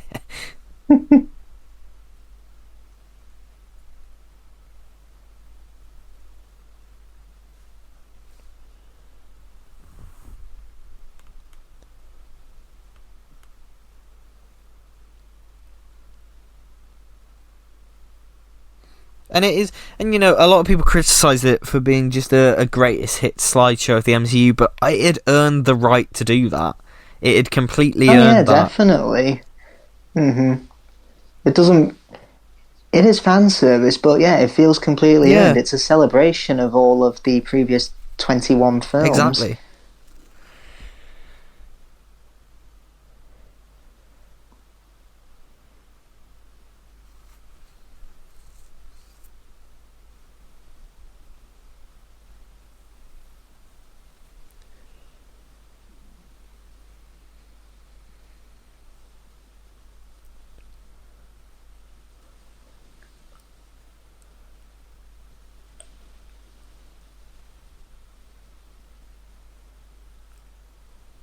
And of course, it now explains why in Infinity War we had the whole "you're not the only one cursed with knowledge."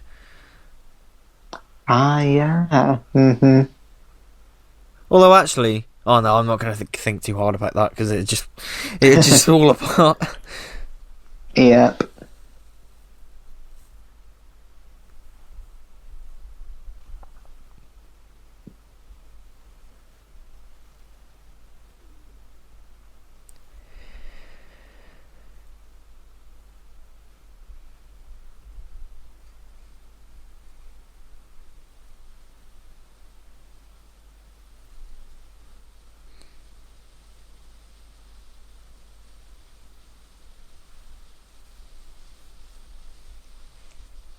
Funnily enough, my first acknowledgement of Renee Russo, who plays Thor's mother, was on Family Guy. Oh yeah, And, right, they seem to portray her as a really old woman. Because they show like a clip of her on paparazzi, like wielding a shotgun, saying, "This is my Russian frickin' land." And then when they go back in time to World War II, Brian says, September 1st, 1939, it's the German invasion of Poland. And Stewie says, it's also the exact date and year Rene Russo was born. Like, what? Have they just got a thing about... fucking joke? Have they just got a thing about Rene Russo or something? What's the... Yeah, what is the joke? Well, it wouldn't surprise me, because the writers have said, on camera, to a live audience, at Comic-Con, one of them said, most of the time we do jokes called 1%ers where only 1% of the audience is going to get the joke. Why? Yeah, I mean, does anybody... When you're saying shit like that, maybe it's time to reconsider your career. The thing with Family Guy is, like, does anyone really care anymore? Because I know people dig about The Simpsons, but The Simpsons is still popular, if only for people who dig on it. People who rag on it for not being as good as it used to be. They're still getting talked about. I don't see anyone talking about Family Guy, positive or negative. No. Is it still on? Like, Christ, like... I think so.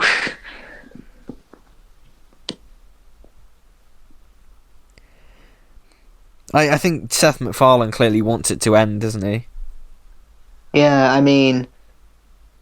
Yeah, in later years, I just much preferred American Dad. I mean, I don't really watch it much anymore, but...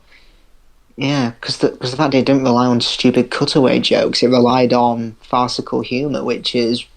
Again, it can be really funny, American Dad. I've not seen American Dad, actually.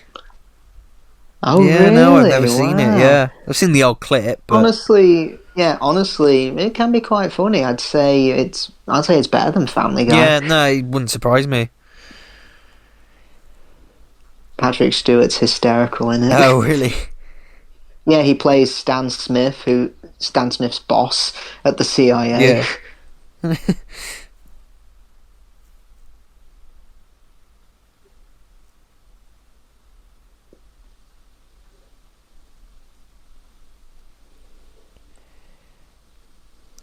I've gotta tell you about the future. And the night I get... Yeah, you said earlier it makes For the Dark World better. I'd say, yeah, it does, because they finally get to have that last conversation, because I think a lot of people did criticise it for being... his mum dying being kind of abrupt. Yeah, it did, yeah, and it does retroactively make that one of the most important films in the MCU, which is interesting. Mm-hmm. And it's impactful. Yeah, because before this film, I just saw it as, like, a film that kills your time before Avengers 2. Yeah, exactly. But, yeah, it is... I'd say, yeah, definitely it is an important film now. And there was a big collective sort of yes when they started playing this song, because I think everyone in the cinema knew where it was going. They'd only been playing this song for one reason. I think a lot of... They didn't reshoot this. This is just from the first Guardians, just footage, yeah. But then when we cut to him going... without the music, going, come and get your... Yeah, which is so funny. There it is. That's so brilliant. Because, of course, that's what it would sound like. We're hearing it with the music, but what would it actually sound like if you were there? So it reminds me of those videos on YouTube you see. It's like the Spider-Man 3 dance scene, but with realistic audio. And it's just him silently walking down the street going, bah, ja. How come Spider-Man doesn't dance anymore? Remember Spider-Man 3? I didn't need Stark technology to improve my spider powers. Pure Maguire.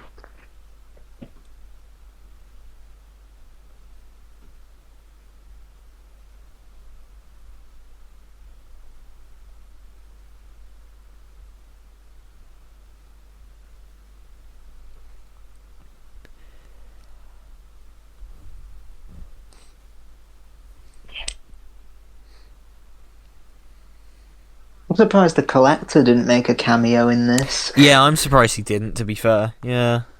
Yeah. In fact, they should have got Howard the Duck for that final battle. He's in there. He is in it. Oh, yeah, is he? if you look. Oh, I didn't know. If you just look in the background, he is there. He does He's in there. Pretty much any minor character you can think of who has powers is in there at some point, just in the background. Mm-hmm. I remember Little Britain, they did such a great joke about George Lucas that Jeremy Rent, the theatrical agent, says to Dennis Waterman, "I've had a phone call from George Lucas." "Oh, the man who did Howard the Duck." Yes, and Star Wars. "Oh, he done that as well."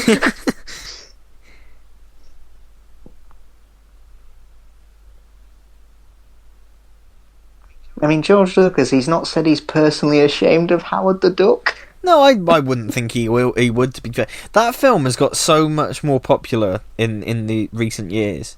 Really? It's really popular now. In an ironic way, or in a this is a great film? I don't even know. way? All I know is every time I walk in HMV, it's got this new remastered special edition.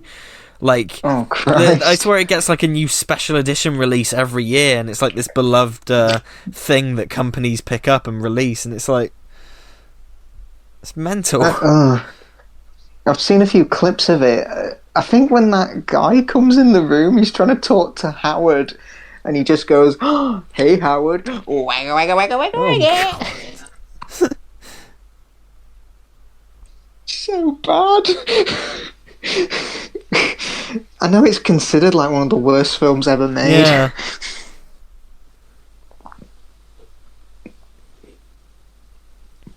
Yeah, I mean, I remember at my uni, I never joined, but someone created a society called the Terrible Film Society.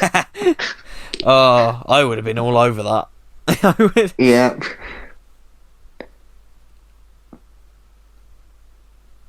I mean, recently I watched that clip from Troll 2, you know, they're eating her, and then they're going to eat me. Oh my god. Oh my god. How do you make that? I don't think any actor could have made that line sounded natural. Yeah, it's not.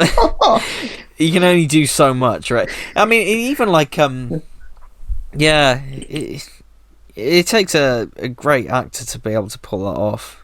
Yeah. I don't know if I might have mentioned it last time, but even things like No Time to Die, when you've got spoilers for No Time to Die, when you've got Daniel Craig going "Die, Blofeld, die," you know, that's he makes that sound natural and pained and passionate, and that is no easy feat, because I can imagine him reading the script and seeing the words "Die, Blofeld, die," and thinking, "Hey, the fuck am I meant to make this sound good and not a cartoon?" Like, He should have said at the end of that, with a dry cool wit like that, I could be an action hero. No, it's German. It means the Blofeld, the. Oh god.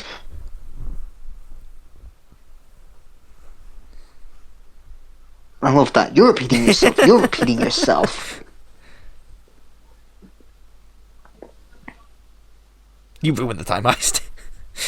Yeah, I think it was this scene is what I saw the set photos of.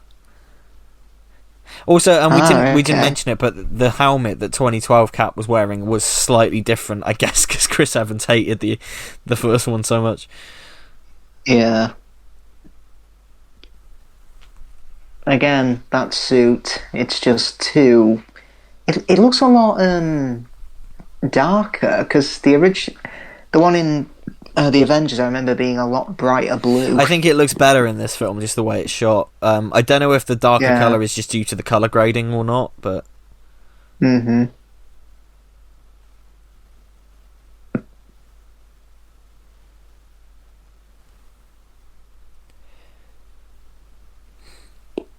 Yeah, this is a great scene we're about to go into, because it shows before the final battle that both the two main Avengers are able to make final amends in their lives. Tony with his dad, Cap with the love of his life.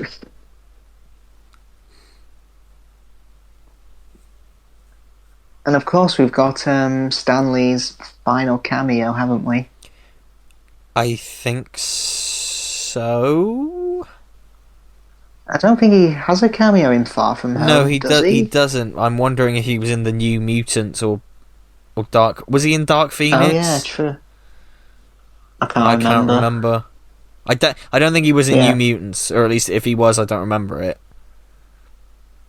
And it's a DH Stanley. It's It is, based yeah. off that Make infamous love, photo. not war. Yeah, it's based off that infamous photo of him in the 70s. Just looking like the coolest motherfucker on earth. Mm-hmm. Yeah, no, it would have been his last one, wouldn't it? Yeah. Funny enough, when I first saw that, I actually thought that was Kurt Russell as Ego. It kind of looked Yeah. like him.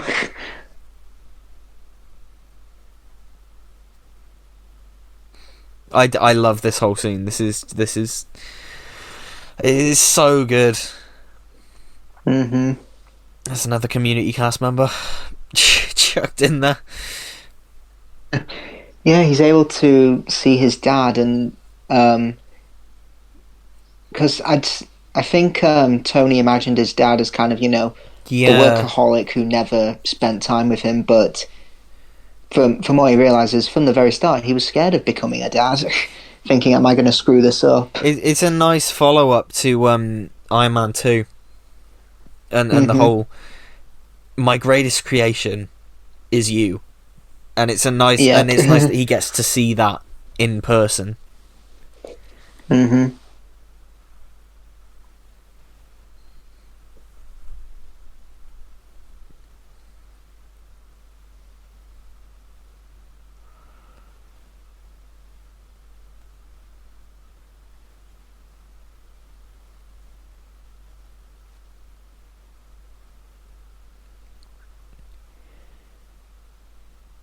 And I like that they've committed to having the two actors as Howard Stark these days. Like, I would have thought, Dominic Cooper is the young Howard Stark, and is it John Slattery is the... It's something Slattery. I think so, yeah. But yeah, having the two actors is nice, and it's something that I would have thought that they kind of would have gone back on over the years and just had Dominic Cooper do them both, but aged up and aged down. But I like that they... Yeah, have the two actors. Mm-hmm.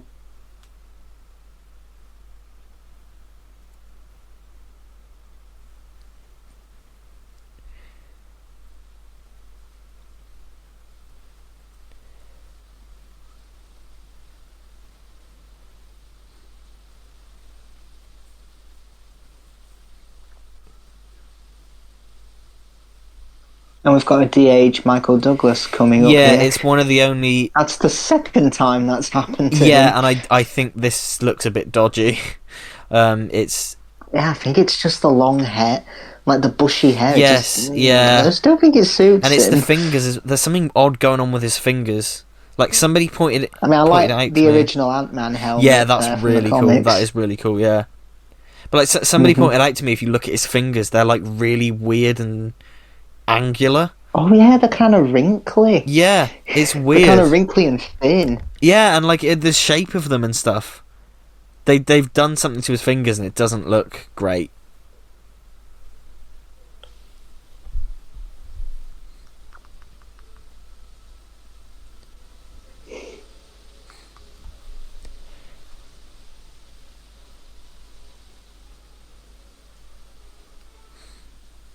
And it's nice because, of course, it makes sense that to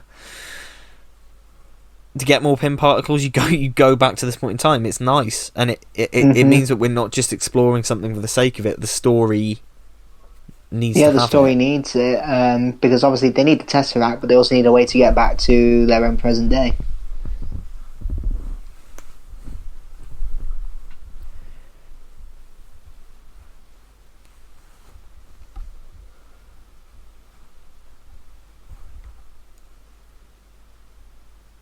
So, we can actually pinpoint Tony Stark's age. Yes. He was 38 in the first Iron Man. Yep, that tracks. If he's born 1970 and the first film is 2008. Yeah, that tracks. That does track. Yeah, that means he didn't have a kid until he was about 48, something like that. Wow. I mean, these days, parents are getting younger and younger. Oh yeah, definitely.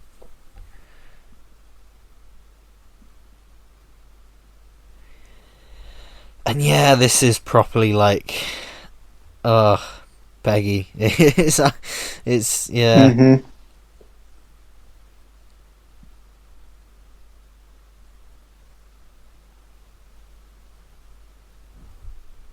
Yeah, I love it. He almost wants to call out to her and say hello, but he knows obviously he Yeah. can't.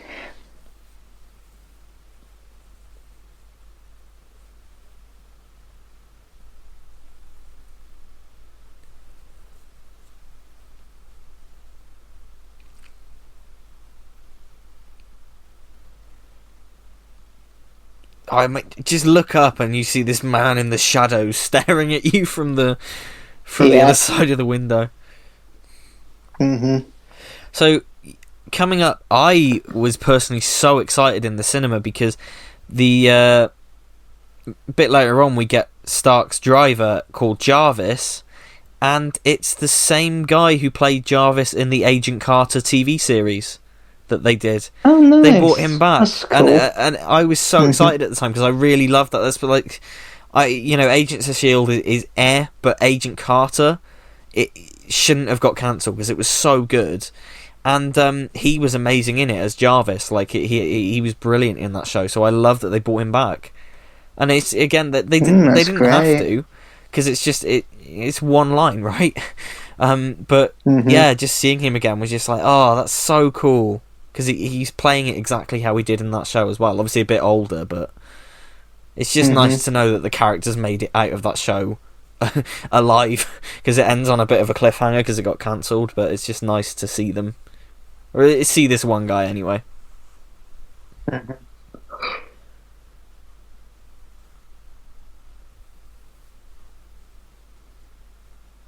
And I look that this I know this gets people a lot. The hug. Oh, It's the hug, really yeah. nice. Yeah, and Howard Stark doesn't quite hug No. him back. He's like, what? Yeah. Again, it's kind of like a reference in Homecoming where he says, "That's not a hug. I'm grabbing the door for you." Yeah.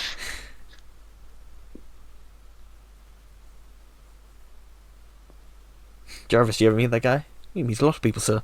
It's just it's really cool.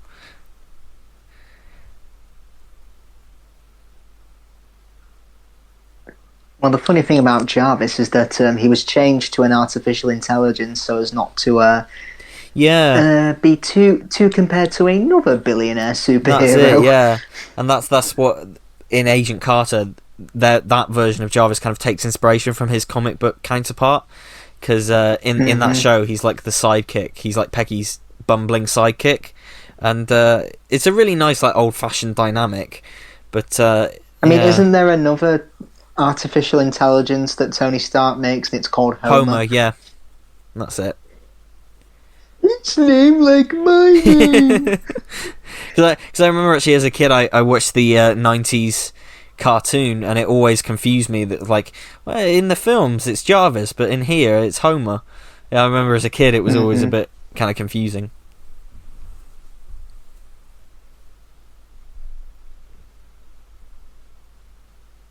Yeah, and thanks to The Unusual Suspect, I know that little music jingle that that you see like in the casino scene. It's the same theme as the animated series, the Tony Stark. He's a can't remember the lyrics. The 60s show, yeah. Which I mean, he summed up the MCU with that joke. Oh, these fucking Easter eggs, man. Oh.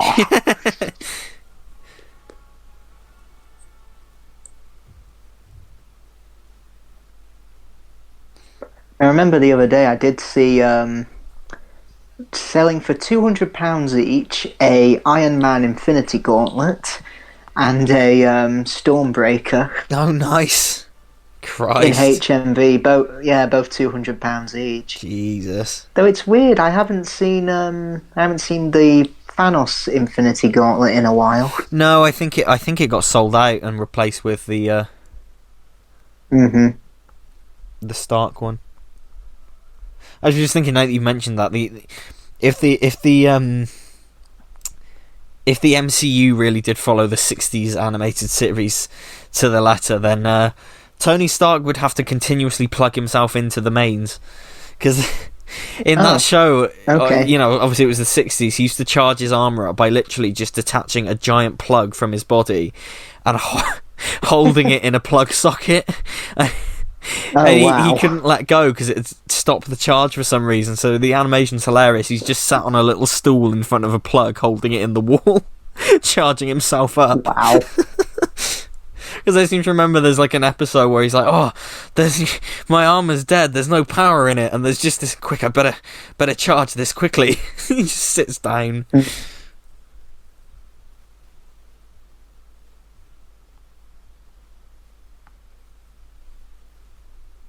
Some people feel that Black Widow's death here gets overshadowed because I remember reading an article saying Tony Stark got this huge funeral. Where the hell was Black Widow's? Yeah, it is. Yeah, I still don't know. I think the death works and is impactful, and it does get me. I remember in the cinema being really, really like broken up about it. Yeah, I was like, no, you can't do this. Yeah. I think it's more impactful now after the Black Widow film. Definitely. Yeah, definitely. That film was interesting. It's alright. I like Black Widow, so like more than I thought I was going to. Because I thought the trailers looked kind of bland, but yeah. Now, I'll say this about Eternals. I wasn't the biggest fan of it, but that music score was incredible. It was Ramin Djawadi, wasn't it? Yeah, who's done Game of Thrones. He's such a great composer. And of course the original Iron Man. Yep. Yeah.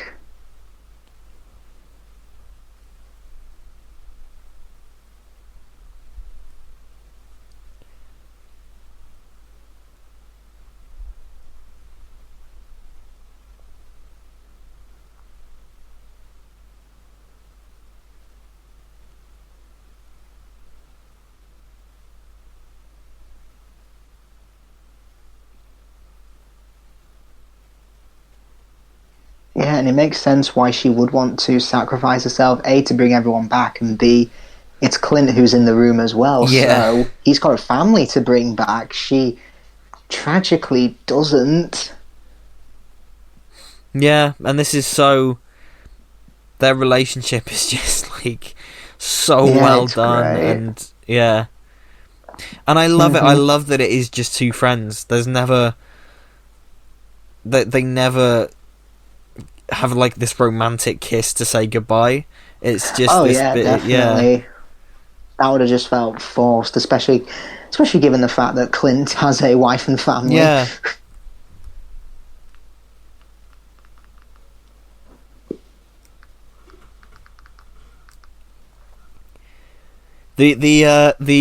I'll go, no you is is a little bit sort of overkill, but it's okay.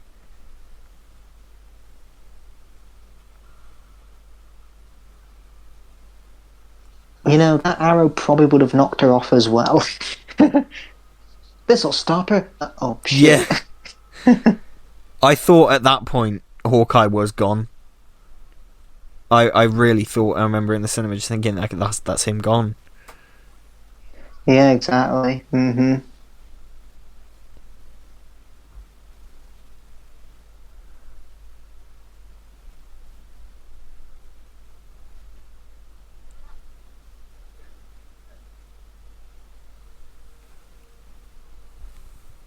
And like playing the same soundtrack as Gamora.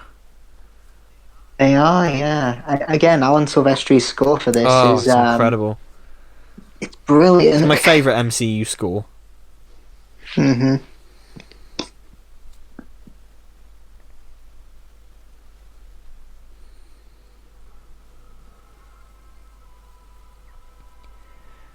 it's just like, it's so heartbreaking. It is, yeah.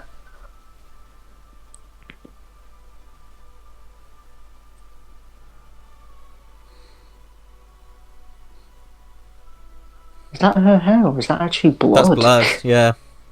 Oh, That is blood. Oh. So we're gonna show you her death, and we're gonna make you feel it by showing her blood. Mm-hmm.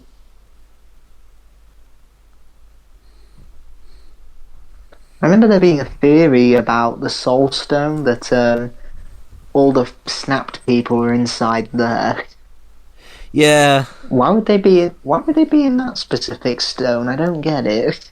it's the sacrificial thing, I guess, isn't it? I don't know. Yeah, because with the Soul Stone, it's quite vague on what its specific powers are. I mean, can it make living things dead and dead things living? Things like that? So the Soul Stone, it's it. Many people would consider it the most powerful one just because the sacrifice needed to Mm-hmm. to get it. It's certainly the most mysterious one. I think its powers are very, like you said, vague. It doesn't. I think about this soul.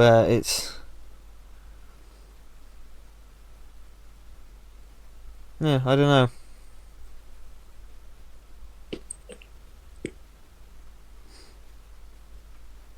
I think it can like read minds, like because things like that, like the reveal the truth and stuff, like the whole fake time stone in Infinity War. Ah, okay, yeah. So you can literally peer into people's souls. Yeah, because when he splits himself into multiple Doctor Stranges, he uses it to find the Yeah, real one exactly. and break the That's spell. it.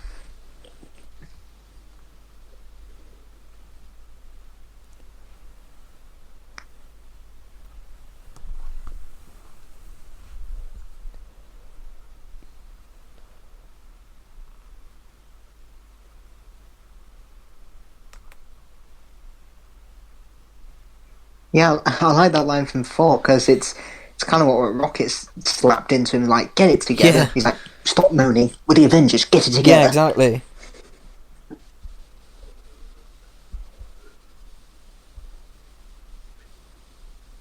And again, it's kind of cocky ego is coming back a bit because he's like, you're an Earth being. We're talking.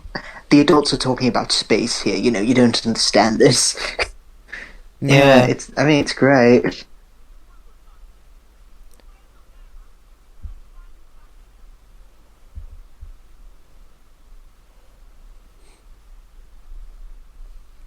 I mean, just Steve's tears as well. Like it is Mm-hmm. so. God, it's good. It is so good, and I can overlook a lot of the issues with this just because it's all so. Mm-hmm. Yeah. Perfect. Yeah.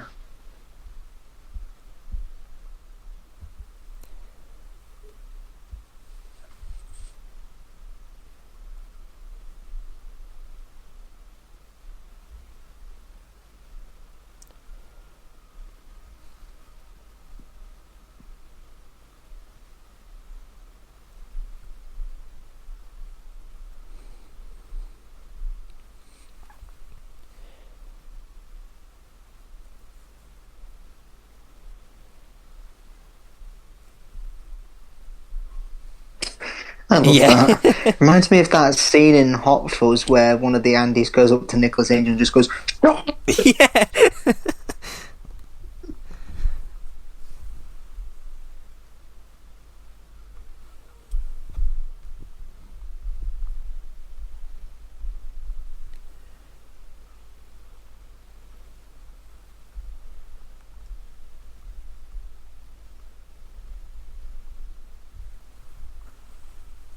And yeah, the ego's coming back. I'm the strongest Avenger. Yeah. I'll do Yeah. it. But again, he does feel a bit of a moral obligation to do it because he feels like he failed everyone. He's like, let me do Yeah. something good. Let me do the right thing.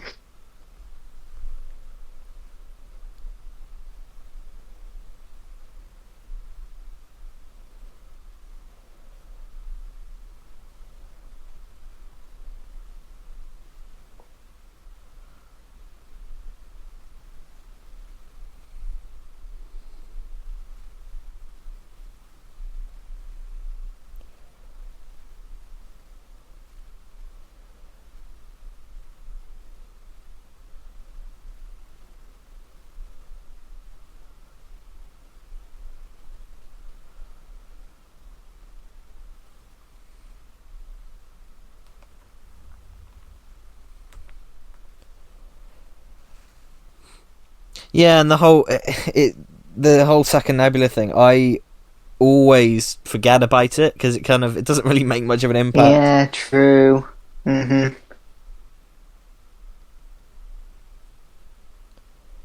I mean, does the... Oh, wait, no, the fake Nebula sorry, the past Nebula gets shot by the present Nebula, I just realised. Yeah, But, more is kind of a question mark, because it ends with the Guardians trying to look for her, but we never saw her specifically fade with the rest of Thanos' army. yeah.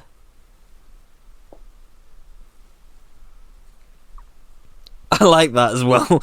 Everyone armors up, puts their face plates on. Hawkeye's just there. He is Yeah. just, yeah.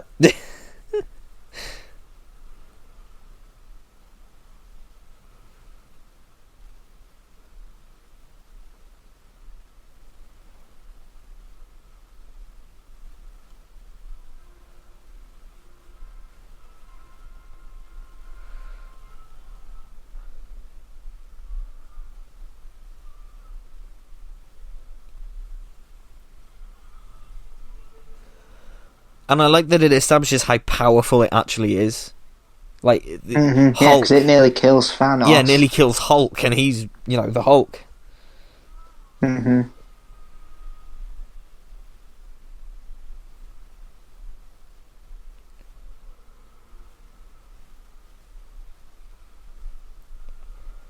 Yeah, and I love the way Thanos comes back and how it coincides with them snapping the fingers, because you're just left wondering, wait, did it actually work? Yeah. You're left wondering for a while, did it work? And then they just drop this whole bombshell on you. Here's Thanos.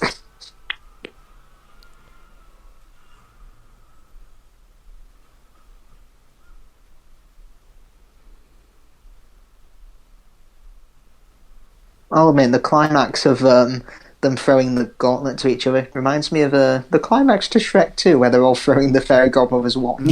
Yes, yeah.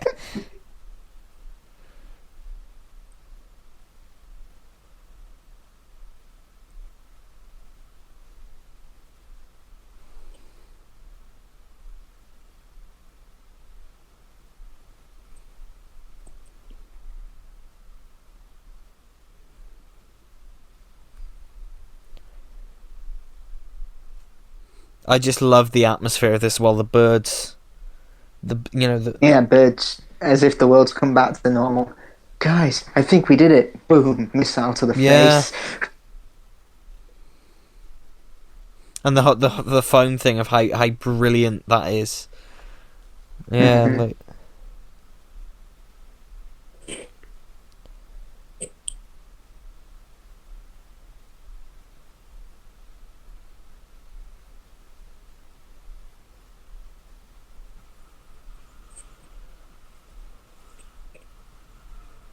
And what was the big theory about Ant-Man? yeah. He was going to go into Thanos' arse and Yeah. rip him apart. Just, some people spend too much time on the internet.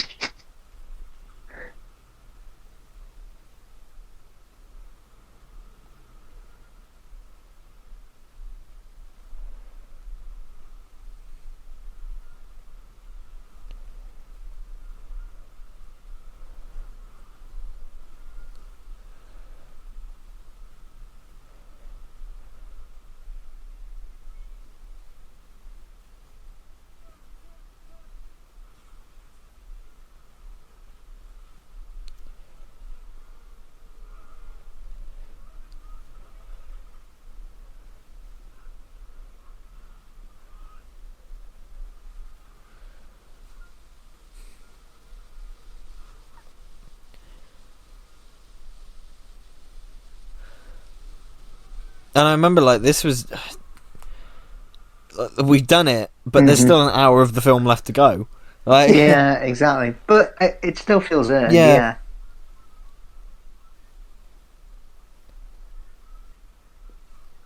I remember one of my hopes for this film was, are we going to see Giant Man again? Oh, yeah. definitely, yeah, no. hmm I'm shocked Hawkeye survived this. Yep. Because he's only a regular guy. He hasn't got any protective armour on.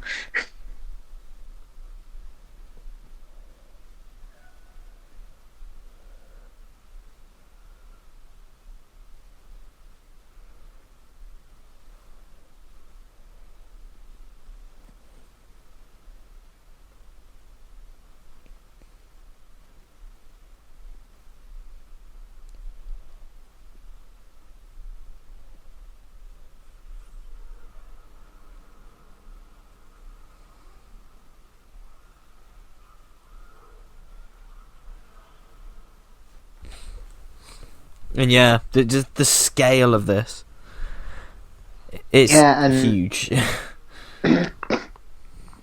Plus, I love how all the three main Avengers, Thor, Iron Man, and Cap, they all get a chance to face off against Thanos. Yeah, and it's like that trio. Mm-hmm. Yeah, I really love the confrontation between him and Cap. Just from the visuals alone, it tells you everything you need to know about Cap's character. He doesn't like bullies, and he'll stand up to them. Definitely. Even when the whole odds are against him.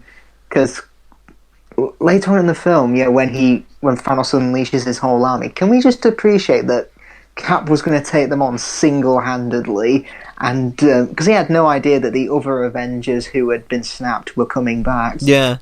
But he was still going to walk towards them and fight. Like, that is the definition of a hero. Oh yeah. Oh my god, yeah, definitely. It's just... That's why he's my favourite Avenger. Yeah, wow, yeah. Bite me, Iron Man stands. Yeah, Cap's my boy. Cap is...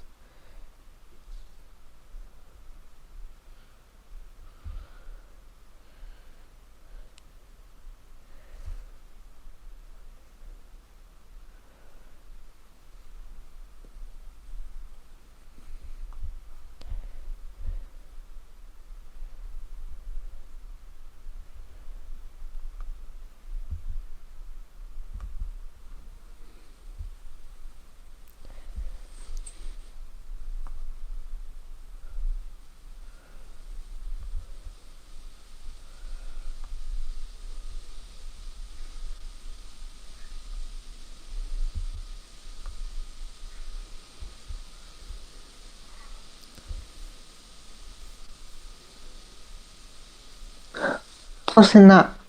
Oh, does Thor wear a cape in this film? Because there's that shot in the trailer where the big three come to face Thanos, and he's wearing his cape. I'm not sure if he wears one in the final cut. No, I don't think... I think it was just done to, like, throw people off the scent, wasn't it? Yeah.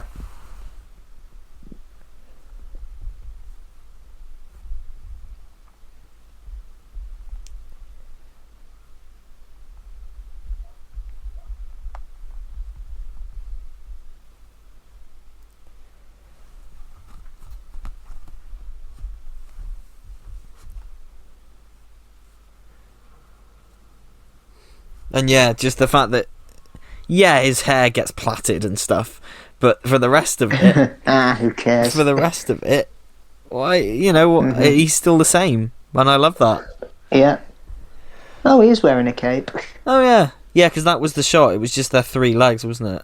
The three... Yeah.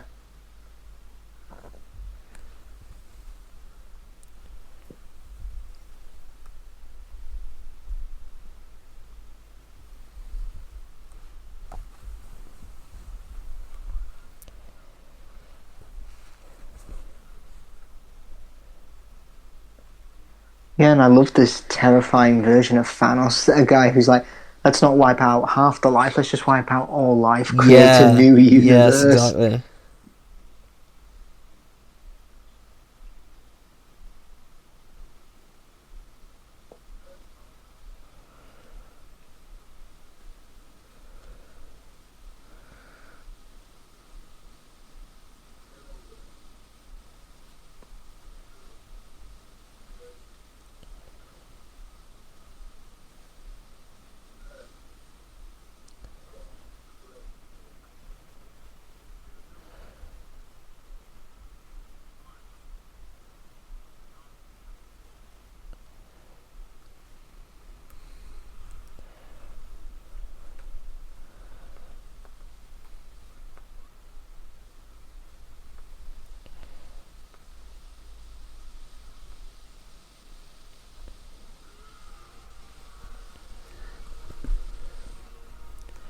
Yeah, this is such a cool fight, and I love how I'm sure it's this bit here where Cap starts wielding Mjolnir, and I love how Thor's like, Thor's just like, I knew it, because if you look in Age of Ultron, when he nearly lifts it up, there's a little bit of worry from Thor, kind of like, oh no, is he worthy as well? Kind of an attack on Thor's ego. But here he's humble and accepting of it. He's just like, I knew it.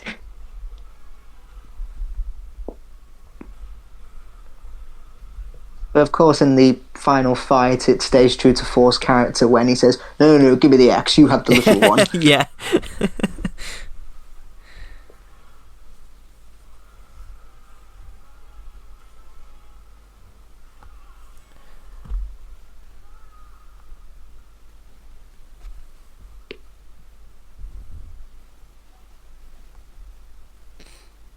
Yeah, no, I remember in the cinema. Not in when Cap grabbed Thor's hammer. It was just this giant. Oh my god, this is like a childhood dream. And there's that video online of the people seeing that in the cinema, and it went massive, and even Marvel Studios shared it on their feed. Was it an American audience? Because I tend to think that they're a lot more wild in the cinema than us Brits. Yeah, it was American, yeah. Yeah, because I've never been, apart from Day of the Doctor, I've never been to a screening where the audience stood up and applauded at the end. Just, I wish people in Britain were a bit more happy when it comes to film. I think we're a bit too laid back.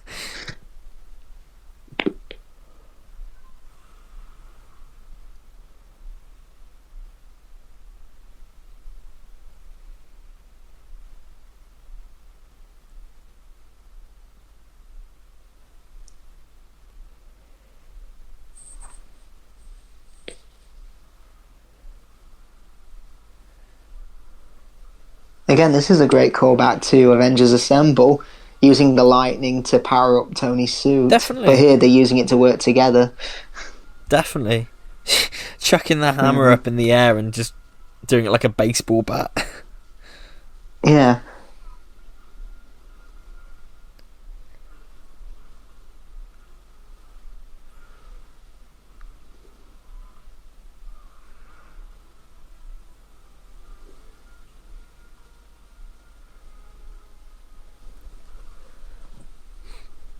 Oh, it's so... Like, I'm... Yeah, and Thanos' fighting there is brutal. Yeah, I'm so happy I got to have, like, an experience like this in the cinema. Like, it's such a build-up. And it all was leading to moments like this. Yeah. Because it tricks you. You think, Thor's going to pick up Mjolnir and knock out Thanos with it. But nope, it's Cap. And he grabs it, and the whole cinema just went, "Oh!" Like, let's fucking go! Oh, it's so good.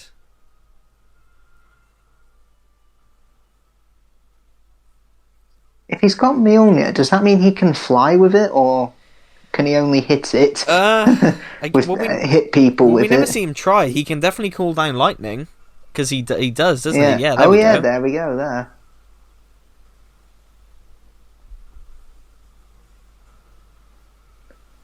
I mean, the flying, it just reminds me of that honest trailer for the Lego Marvel superhero game.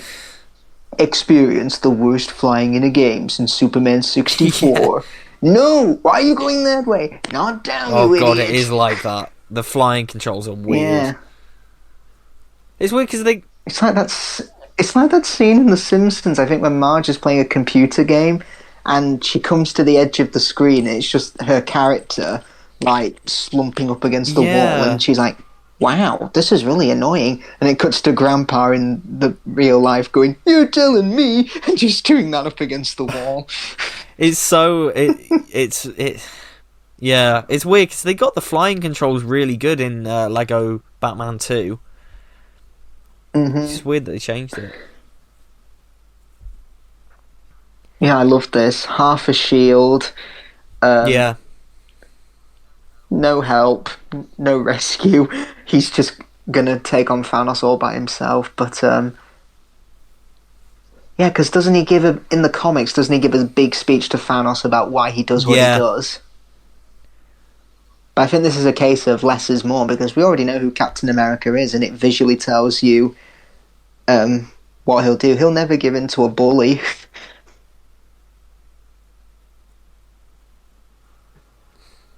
And this was a moment in the cinema where you were in the film. You were just, everything I else know. didn't matter. It was just like... Honestly, I think my heart stopped beating when I heard Cap, you read me? Or Cap, on your left. Yeah. I was like, what was that? Oh, I thought God. I had to kind of pinch myself a little because I was like, am I Oh my dreaming? Are they God, yeah, back? and they all came, when everyone comes back, my girlfriend at the time turned to me, because I was just having a fucking fit, and she just turned to me and went, are you okay? And I went, no! Because I was just so, like, yeah...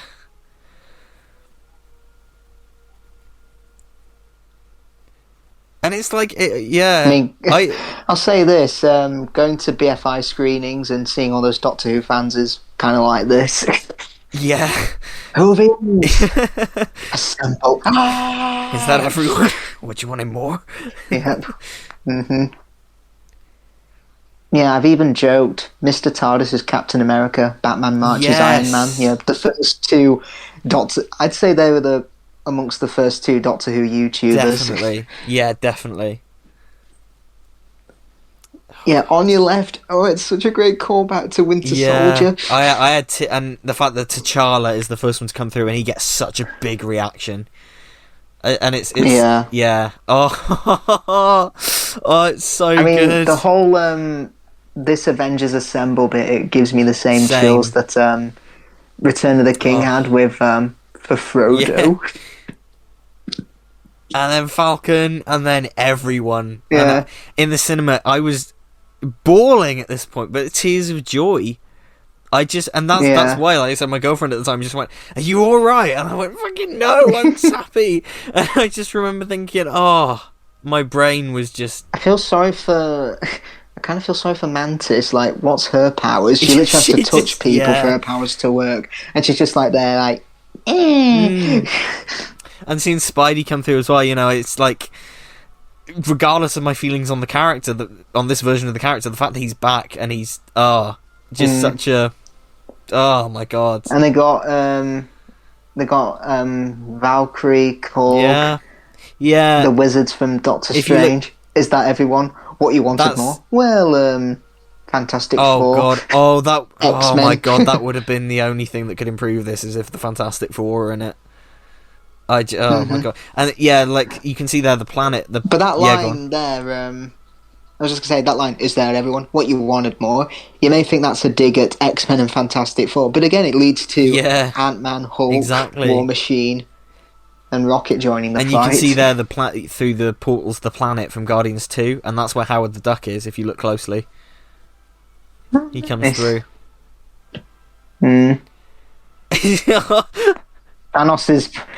I think Thanos is thinking there, that's funny. Loki only told me there were 6 Avengers. Avengers, assemble. Let's fucking go! It's just like, oh. To be honest, I don't think anyone heard Cap say assemble. No. They all just went when Thor went. Screamed, yeah. Oh my God, and the theme blaring as well. I just lost it at that point in the cinema. I have never had that visceral reaction to something before. And you know what? Fuck it. I don't care. You can nitpick this film all you want. Nothing is better than that moment. Like that just it was by far the peak of what the MCU achieved. They will struggle to get to a moment as big as this again.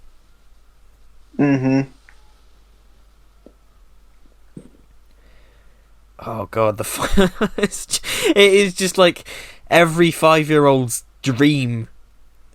Seeing this shit, and every character gets a moment. Everyone, whoever's favourite character is, they get a moment. They do, certainly.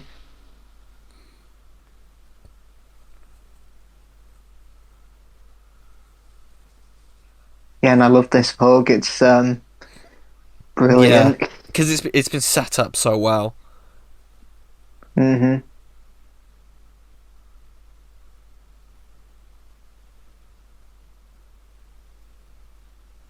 It's like, oh, that's Nope. Yeah.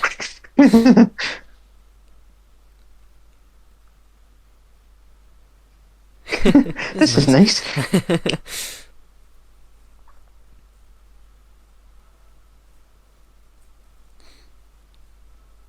Bit of a missed opportunity though. Like, this is Peter Quill's first time back on Earth since he was a kid, and he doesn't. Oh yeah, it But is. Not much of a reaction no, from him. which is a Yeah. shame. But at the same time, does he know it's Earth? I mean, at Oh this yeah, point, does he true. really know it's Earth? This could be any like desolate Hmm. wasteland. I mean, I guess later on he must know, but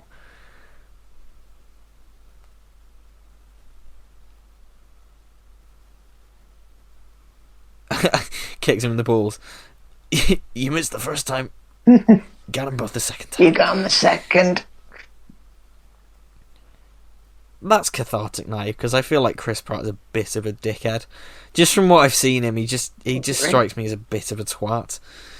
Like, Wow, what's he said? I don't know. It's just these certain things that he does. Like, there's this whole thing. Like, he's very into this church that is like very much homophobic, and he's sort of, it's a bit like, do you want to say something about that, dude? And it's just stuff like that. And then recently he put this birthday post out for his wife, and it was just all about him. Like, it was was just all about, look at what I get to wake up to every day. And it was like, it was nice, but it just came across as like, it was just, yeah, he just strikes me as a bit of a dick. Okay. And he's playing fucking Mario now and Garfield. It became a meme the other day. Chris Pratt is now the 14th Yes, Doctor. I saw that, yeah. Oh. Chris Pratt plays everyone. Yep.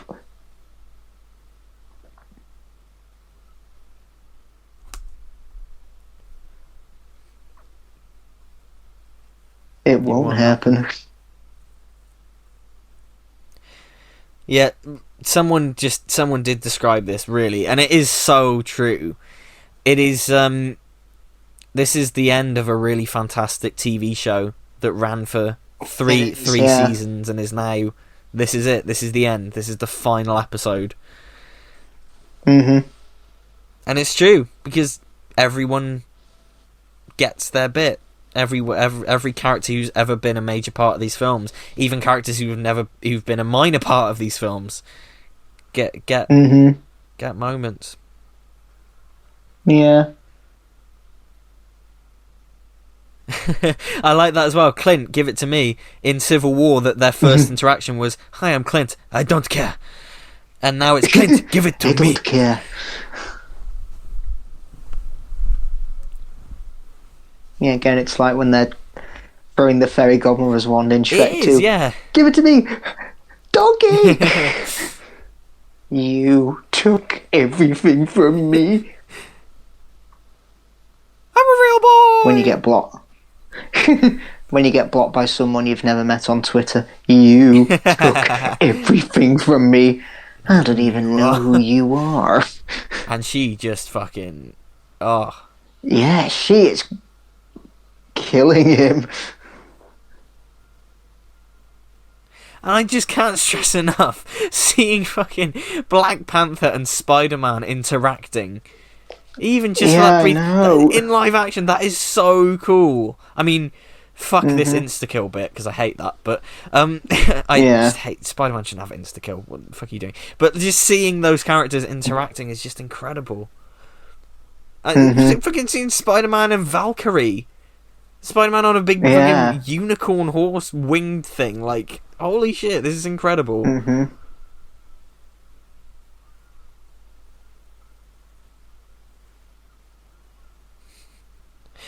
But shoot the laser at my badge. Would he know it'll kill you? Just do it. Just do it.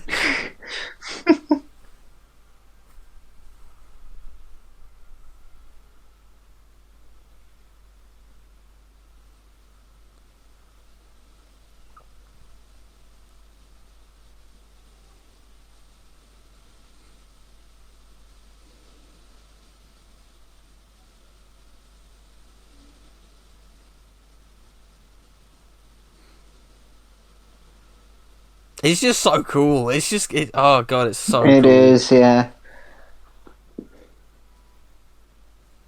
And again, Hey Queens, that's what I heads up, mean. another Yeah, it's callback. just these little payoffs of certain lines, right?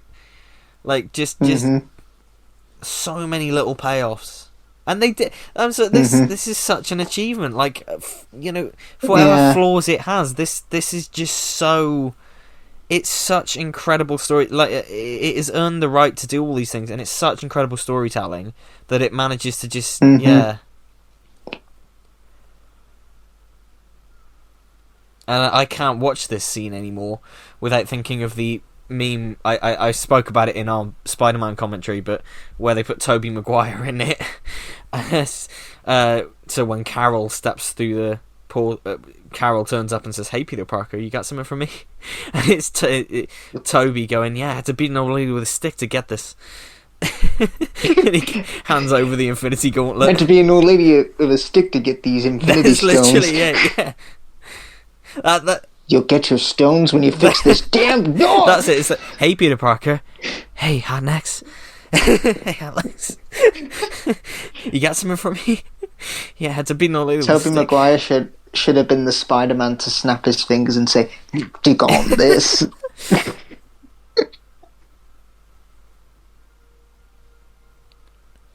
Jake Gyllenhaal, the only real Spider-Man villains for me were Willem Dafoe, Alfred Molina, or Thomas Hayden Church.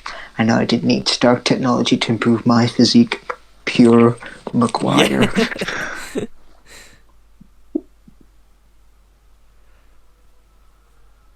I didn't get, I know he's not got a superpower, but Luis from the Ant-Man Yeah, films. it's a shame that he's not in this. I thought it would have been cool. I mean, because I'd love to see Michael Pena, retell the whole MCU as his character. I was Luis. just gonna say, like, wouldn't that have been a cool thing? Mm-hmm. Even just a marketing thing, like in the run up to Endgame, do a recap of the MCU, except it's him telling it. It would have been expensive to do, but Yeah. it would have been such a cool thing to do. And I love this, yeah, she's got help. All the women show Yeah, up. I Oh, do yeah. like that moment. It is a little bit sort of like, really, you just killed the most defining female character of all of your films. Yeah. Yeah. But yeah, just I love Carol's haircut as well. That's full on comic book Captain Marvel hair. She looks Yeah. like the comic book character, like with the suit and everything. It's just yeah. Mike, remember with her film, because it was round about the same time Shazam came out, weren't people saying to Zachary Levi, aren't you scared that Captain Marvel's gonna outperform your film? Isn't Brie Larson this worst scum of the universe? Yeah. And wasn't he like, guys, we're all friends here, Yeah, he was great. We can Yeah, he was like, Yeah. stop making this into a war. Oh yeah, He said like, definitely. I can't wait to see Captain Marvel. Yeah. But it was awkward because it was a bit of a war because Shazam, the original character, is called Captain Marvel, that DC Yep. created, and then they changed it to Shazam because of Marvel Comics, and then Marvel had their own Captain Marvel, so it's like two films based on Captain Marvel but different characters, and they came out around Exactly, the same yeah. time. Yeah. That's so good. In a minute as well, when he headbutts her and she just doesn't flinch. Well, Yeah, that I is- want to know is wow. what happened to this look that she has in Shang-Chi? Because she's got this like drastic haircut and the suit is different, and then in Shang-Chi she just looks like she's in her original costume again. And Bruce is back to being normal. It's very strange. Oh, I love this moment. This Yeah, is it at this moment where Tony Stark realizes what he's got to do? yeah. And it's this moment where you sort of realise, yeah, he's fucked. Mm-hmm. And look at his face. He's just... That tells you everything you need to know. Mm-hmm. God, yeah, watching this again, actually, I really can't wait to see that IMAX version. That must look incredible. Because I never saw this in IMAX. I saw Infinity War in IMAX, but not this. Yeah. I am inevitable. Yeah, Oh, I clenched my arse cheeks when that happened in the Ah, theater because I was like, oh shit! I was like, oh shit, he's gonna do it yeah, again! God. No! Oh my God, it's like, oh my God, Yeah, you would never. and I am And Iron I'm Iron Man. Man, It's and then perfect. oh, it's so good. This I know people are probably sick of me saying this, but this aired around about the same time. This was released the same time the final season of Game of Thrones aired, and Oh yes, it was. yeah, this washed the awful taste out of my mouth that was that final Well, that was season. it. Like the first half of 2019 was a big few months for pop culture. Like pop It was, culture yeah. had its hands full because if you were dealing with the end of two of the biggest fucking franchises. That dominated, I'd say, the 2010s. Definitely. And it's just like you almost feel a bit sad when Thanos goes. Yeah, and I love this. He doesn't scream, "No, you can't do this, no." He just, it's acceptance. It's like, I fought, I lost, now I rest. Yeah, he simply sits and just accepts his fate. He doesn't scream or throw a tantrum or say, "You can't do this to me," or just goes, "I'll be back." He's just like, okay then. Yeah, and a lot of people are like, "Oh, I am Iron Man." It's such an awkward line to end on, and it's like, no, they fucking earned it. They have earned, and it's like, yeah, but it's so ridiculous because the whole world would just break if that many people came back at once. And it's like, yes, it would, but that is for future films to explore. That is right now. All your favorite characters are back. Savor that. That should be your overriding emotion. Just look at his face. It looks like his ears like burnt charred, off as well. Yeah, just... His whole face is charred, and it's like... Yeah, I thought, you did it. Stay with us. When it fades to black, when he goes... Yeah, again, at the time, the entire cinema was just... You could just hear sniffs.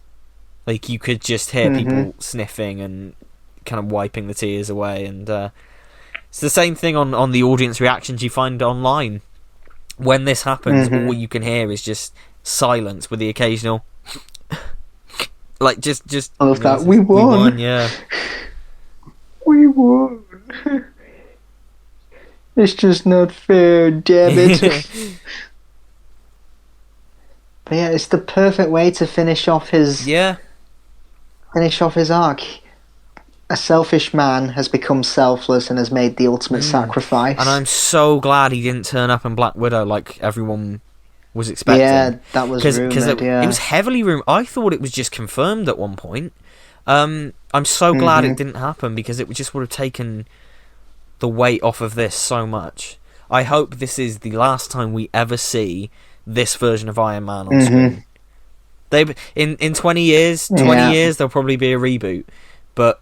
You know, this should be it. We should never see Robert Downey Jr. again. Unless it's in flashbacks. Yeah, this should be it. You can rest now. I love that.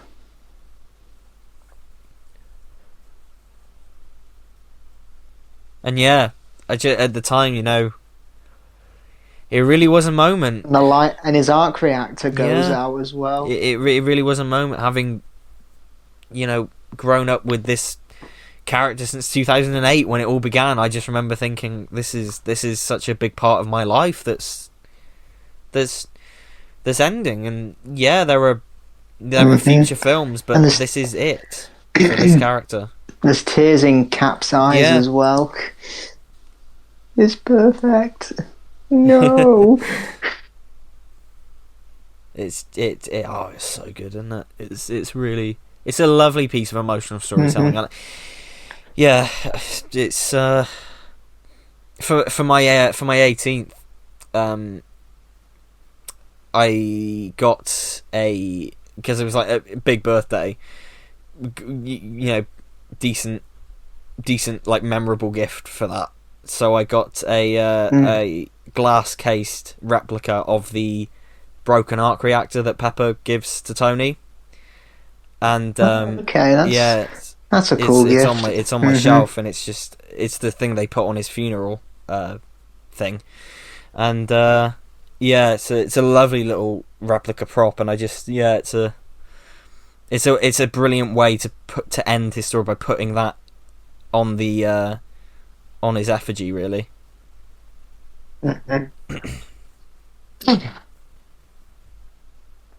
And just this, everyone wants a happy ending, but it doesn't always roll that way. And this whole monologue, for me, this just captured everything that made the MCU so special. And this feels almost like it's talking to the audience there. Like, I'm hoping if you play this back, it's in celebration. And that's something like a normal version of the planet has been restored. That hits so hard now. Oh my god, it does, right? Because of COVID. Oh my god, it does. It so does. What a world. I'm hoping if you play this back, it's in celebration and something like a normal version of the planet has been restored. That is so timely. And that and that's the last time we ever see T'Challa. I think he's looking across his city. I think he's at the funeral. Oh no, he's at the funeral. But for all intents and purposes, that's one of the last times we see T'Challa, and I'm so happy that is it, because obviously Chadwick Boseman.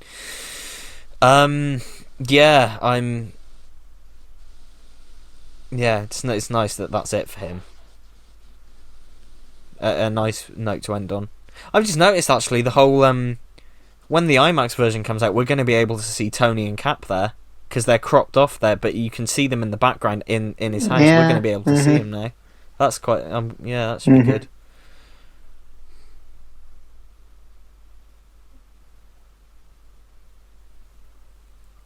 Oh yeah, I Love You 3000. Brilliant.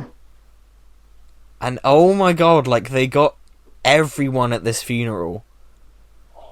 They even got the kid who played Harley in again in the cinema, like, because I went with a group of friends, and quite a few of them at the end, they said, "Oh, who was that kid?"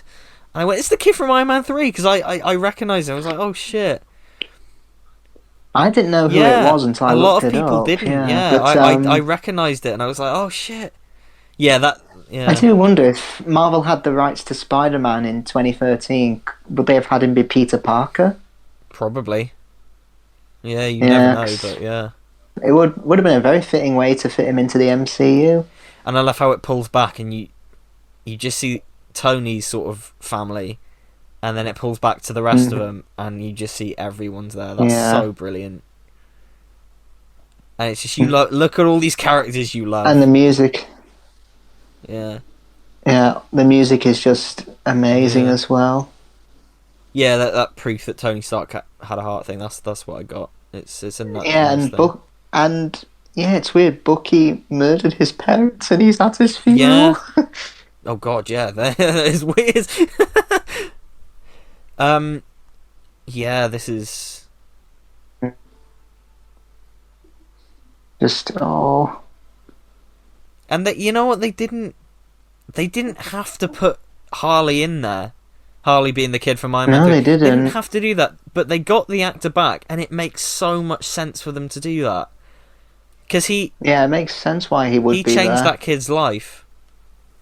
Mm-hmm. And it's one of those things where it's like, you look at him and you sort of think, who's that? And then you realise, or at least that was the way it was for me. I was just like, oh shit, he's grown, you know. It's because I guess for him it would have been 10 years since all that happened. Yeah. And Nick Fury is right at the end, almost a reference to his very first scene in Iron Man. I'm here to talk to you about the Avenger Initiative.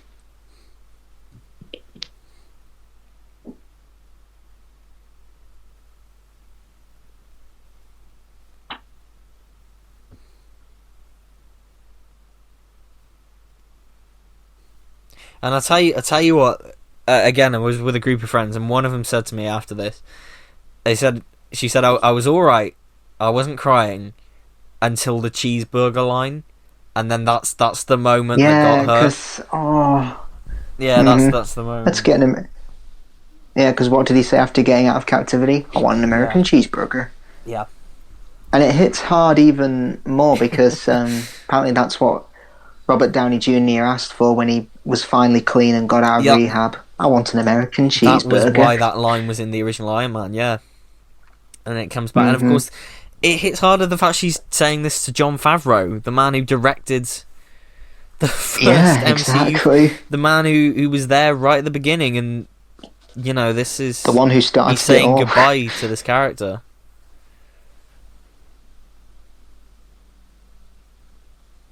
Yeah, this is... And it really does, yeah. It's just, I can't help but think...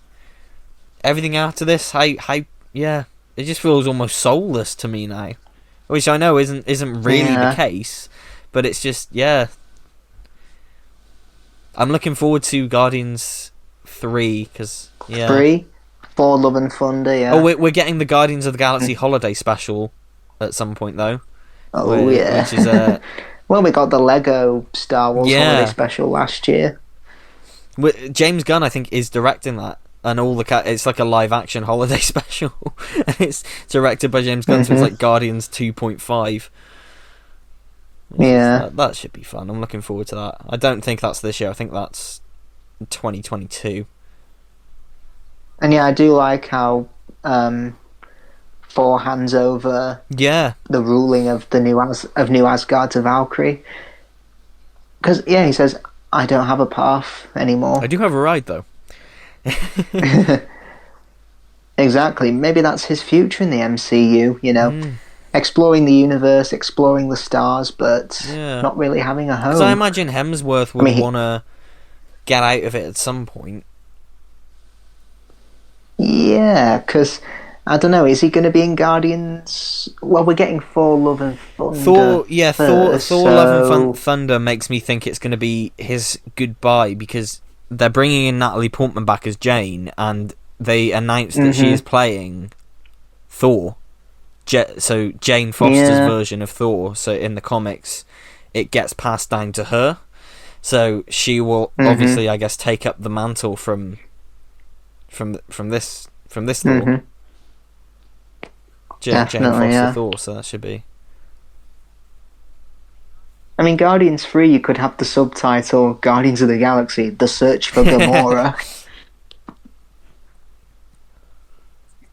Yeah, and I'm happy. Guardians 3 won't be with us for a while because of the Suicide Squad, but hey, I'm happy. Just let James Gunn... They've started... make whatever he wants. As of recording this, they've started filming, Oh, have they? actually. I didn't know that. That's cool. Yeah. Because I didn't know, because I know James Gunn's been very vocal about the home release of the Suicide Squad. Like, he's been very much like, watch it at home, here's some behind the scenes stuff, and he's been really like, know, still promoting that film. So look, I'm happy. Get him on DC, get him on Marvel. Just give us more James Gunn comic book things, because he knows what he's doing. Release the let's start a hashtag. Release the gun cut of the Scooby-Doo movies. You joke? There was actually a campaign for that. Yeah, oh, really? It was before the whole gun cut, Snyder cut, Raimi cut thing was like a thing. But it was. I remember seeing a petition for it a few years back. Yeah, because the first Scooby-Doo film was intended to be PG-13. Yeah, it was meant to be a parody, wasn't it? Or like a proper pastiche. Adult satire of Scooby-Doo. Yeah, and that even made its way into when they were shooting, because they had to digitally cover up the female cast members' cleavage. I digitally reduce it. So. And we've got one last cast member to say goodbye to. And we get a wonderful... And it's a case of digital aging up, isn't it? Yeah, I think it is a combination of makeup and age up. I think the makeup was very subtle. But it was there, and then, digital... And I know a lot of people who are like, you should have given it to Bucky, but hey, The whole, that there has now been an entire TV show about why Sam was the right choice. Kind of exactly. what that means for... Falcon and the Winter Soldier really does explore the positive consequences of it, but also the negative consequences. The fact that he gave the shield to a black man without realizing. The show sort of reveals how the super soldier serum was tested on black people because they were considered inferior. So it's this hot. So Steve is kind of unaware of the problematic legacy of it, and then by the end, Sam is like, "No, look, I'm a black man, and I'm Captain America. I don't have blonde hair, and I don't have blue eyes, but I'm Captain America." So yeah. But yeah, again, it's perfect in line with Steve's character. Race, sex, gender doesn't matter to him. And even looking at it, he knows logistically. He knows Falcon's a good man, so he will pass on the mantle Exactly, to him. and even looking at it logistically, at this point, Bucky is still perceived to the world at large as a war criminal, and he still has the Hydra stuff in his brain. It's dormant, and it probably won't ever come out again, but it's still there, and I guess he can't risk that.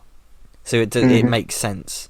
And again, in the Falcon and the Winter Soldier, it does explore Bucky's kind of jealousy over that. And it does it in a really good way, because it's like Bucky's like, yeah, look, I'm not jealous. I'm not a kid. I'm not jealous, but I can't help feel like, why did he give it to you? Why do you deserve it? And it explores that really well.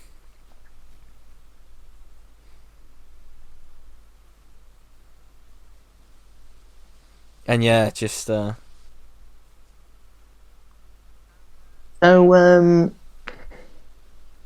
if he's 90 in the present day, technically, and we're adding another 70 years on because of him living in the past, does this mean he's now 160 technically? Essentially, yes.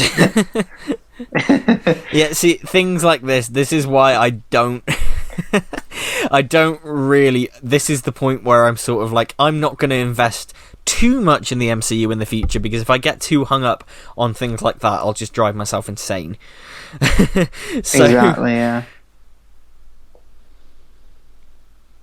Yeah, because at this point, my thing with the MCU is I've not jumped off the train, but I've gone to the back of the bus. I'd say yeah, I'm less enthusiastic about it since Endgame came out. This is the end for me. Again, it's why I'm looking forward more to films that have established characters in it that were in the Infinity Saga, rather than new stuff. Obviously, I'm willing to give it a try, but I just don't know if it'll have the same impact that these characters did in the Infinity Saga. I can't wait for Fantastic Four.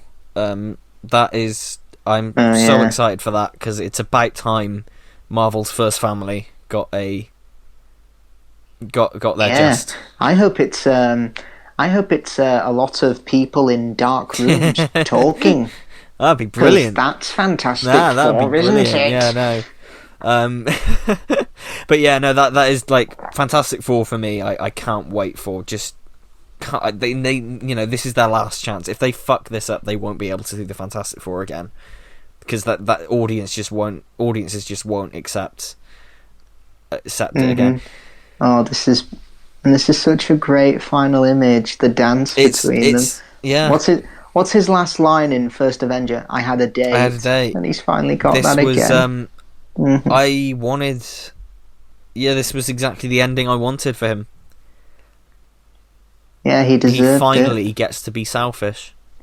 He's never been selfish in his life, and he finally gets that chance. It's why I disagree with everyone after this film going, it was so out of character. It was like, fuck, let him have nice things. Because he wanted that life eventually. Yeah, it's like, let him have nice things. Let him be happy. And I love this credit sequence. I think it is... I saw... And all the 6 cast members here, they sign off literally, don't they? Yeah, James Gunn's an executive producer credit, and Jon Favreau. Which is nice. I remember somebody did a Doctor Who edit of this, so it was like they did like all of the companions as the starring thing, and then the final montage where the original 6 were all the Doctors with their signatures. Oh, nice. It was really cool, actually.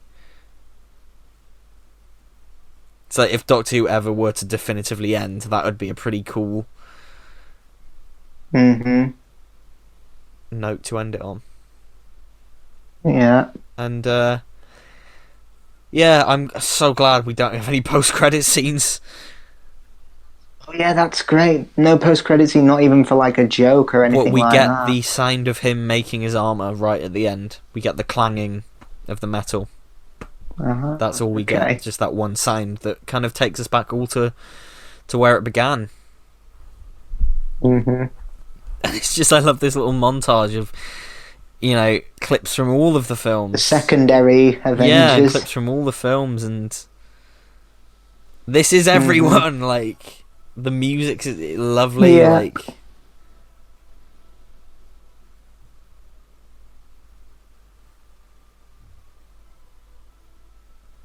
It's just This was the biggest event, probably the biggest cinematic event of our generation, absolutely. Yeah.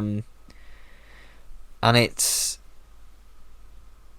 undescribable. It reminds me of how The Simpsons took the piss out of hype culture with the Itchy and Scratchy movie. Yeah.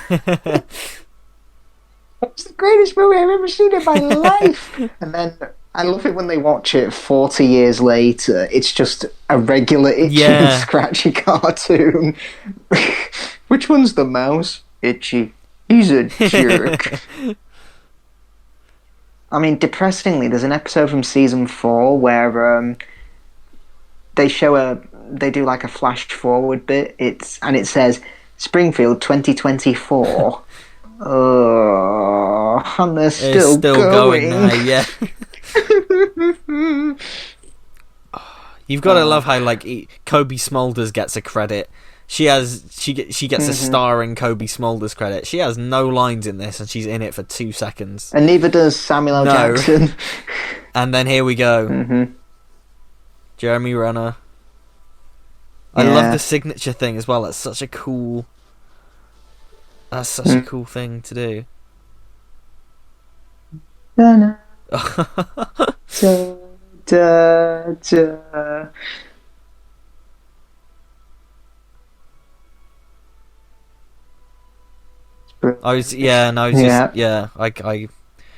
everyone waited. Oh, he's in his he's in his Infinity War look is. there. Thought they'd gone for the Lebowski look. And I like that everyone in the cinema waited. I think everyone knew that there wouldn't be a post-credit scene, but everyone waited and just stayed to the end, just to mark the occasion in a way, like just to. I don't think I waited. I don't think me and Okay. my friends waited. No, because I think it was getting late at night, so we just wanted to get home. No, nobody in the cinema left. It was just Well, there was a few people when it ended and there was no scene. Everyone just went, "Oh, we're fucking waiting for that." But like, yeah. I mean, they would have done, yeah. Just what a fucking movie, what a film. Yeah, there's so much movie in this movie. And I mean that. What I said at the start of this commentary, I genuinely mean that. I would have watched another hour of this. It doesn't once feel too long. I think it's up there with the Toy Story quadrilogy, where every film just has. Every film I think is near perfect. Yeah. It's and this was just such a. The perfect quadrilogy does not exist, and then this comes along. Yeah. And just look at all these characters, for God's sake. This is insane. Yeah. The amount of characters that are in this fucking film. I just realised if you edit Infinity War and Endgame together, you've essentially got a Daleks master plan. Oh, you literally have, yeah. Someone edit it into 12 episodes, please. Give them all individual titles. Put it in 4x3 black and white. Just, switch to slideshow in the middle. So it's Yeah. telesnaps. Have Robert Downey Jr. wink to the camera and say, "A happy Christmas to all of you at home." Oh, what I love about that moment from The Feast of Stephen is you can hear Peter Purvis trying to cover up Hartnell's line, because I don't think the production team were very happy about it, so you can just hear him sort of go, "Hey!" like trying to cover it up, but it just doesn't work.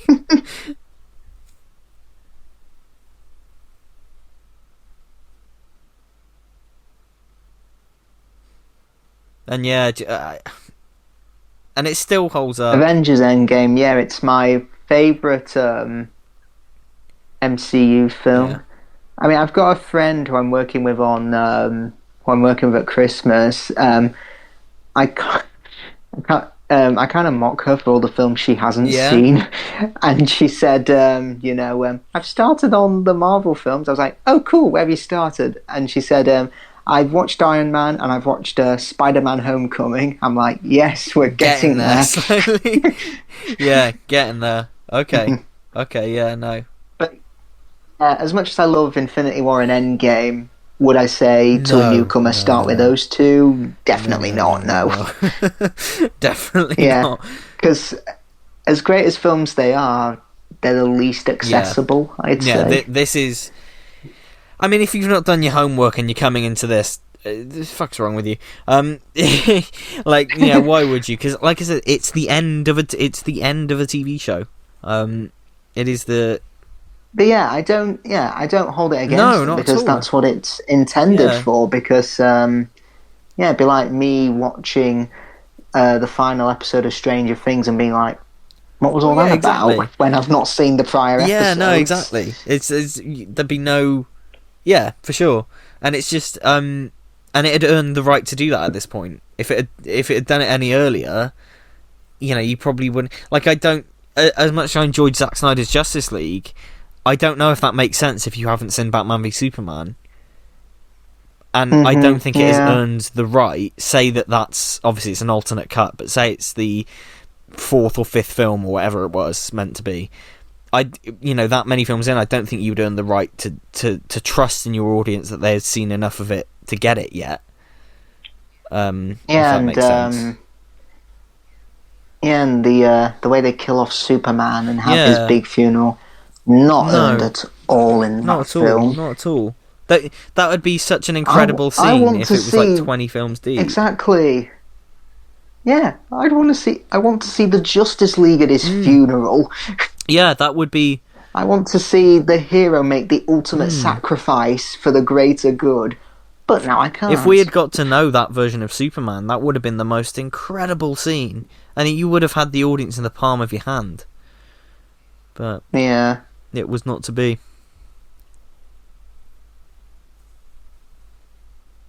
And just, we might as well talk about it quickly at the end. The fact that for the longest time, this was the highest grossing film ever made.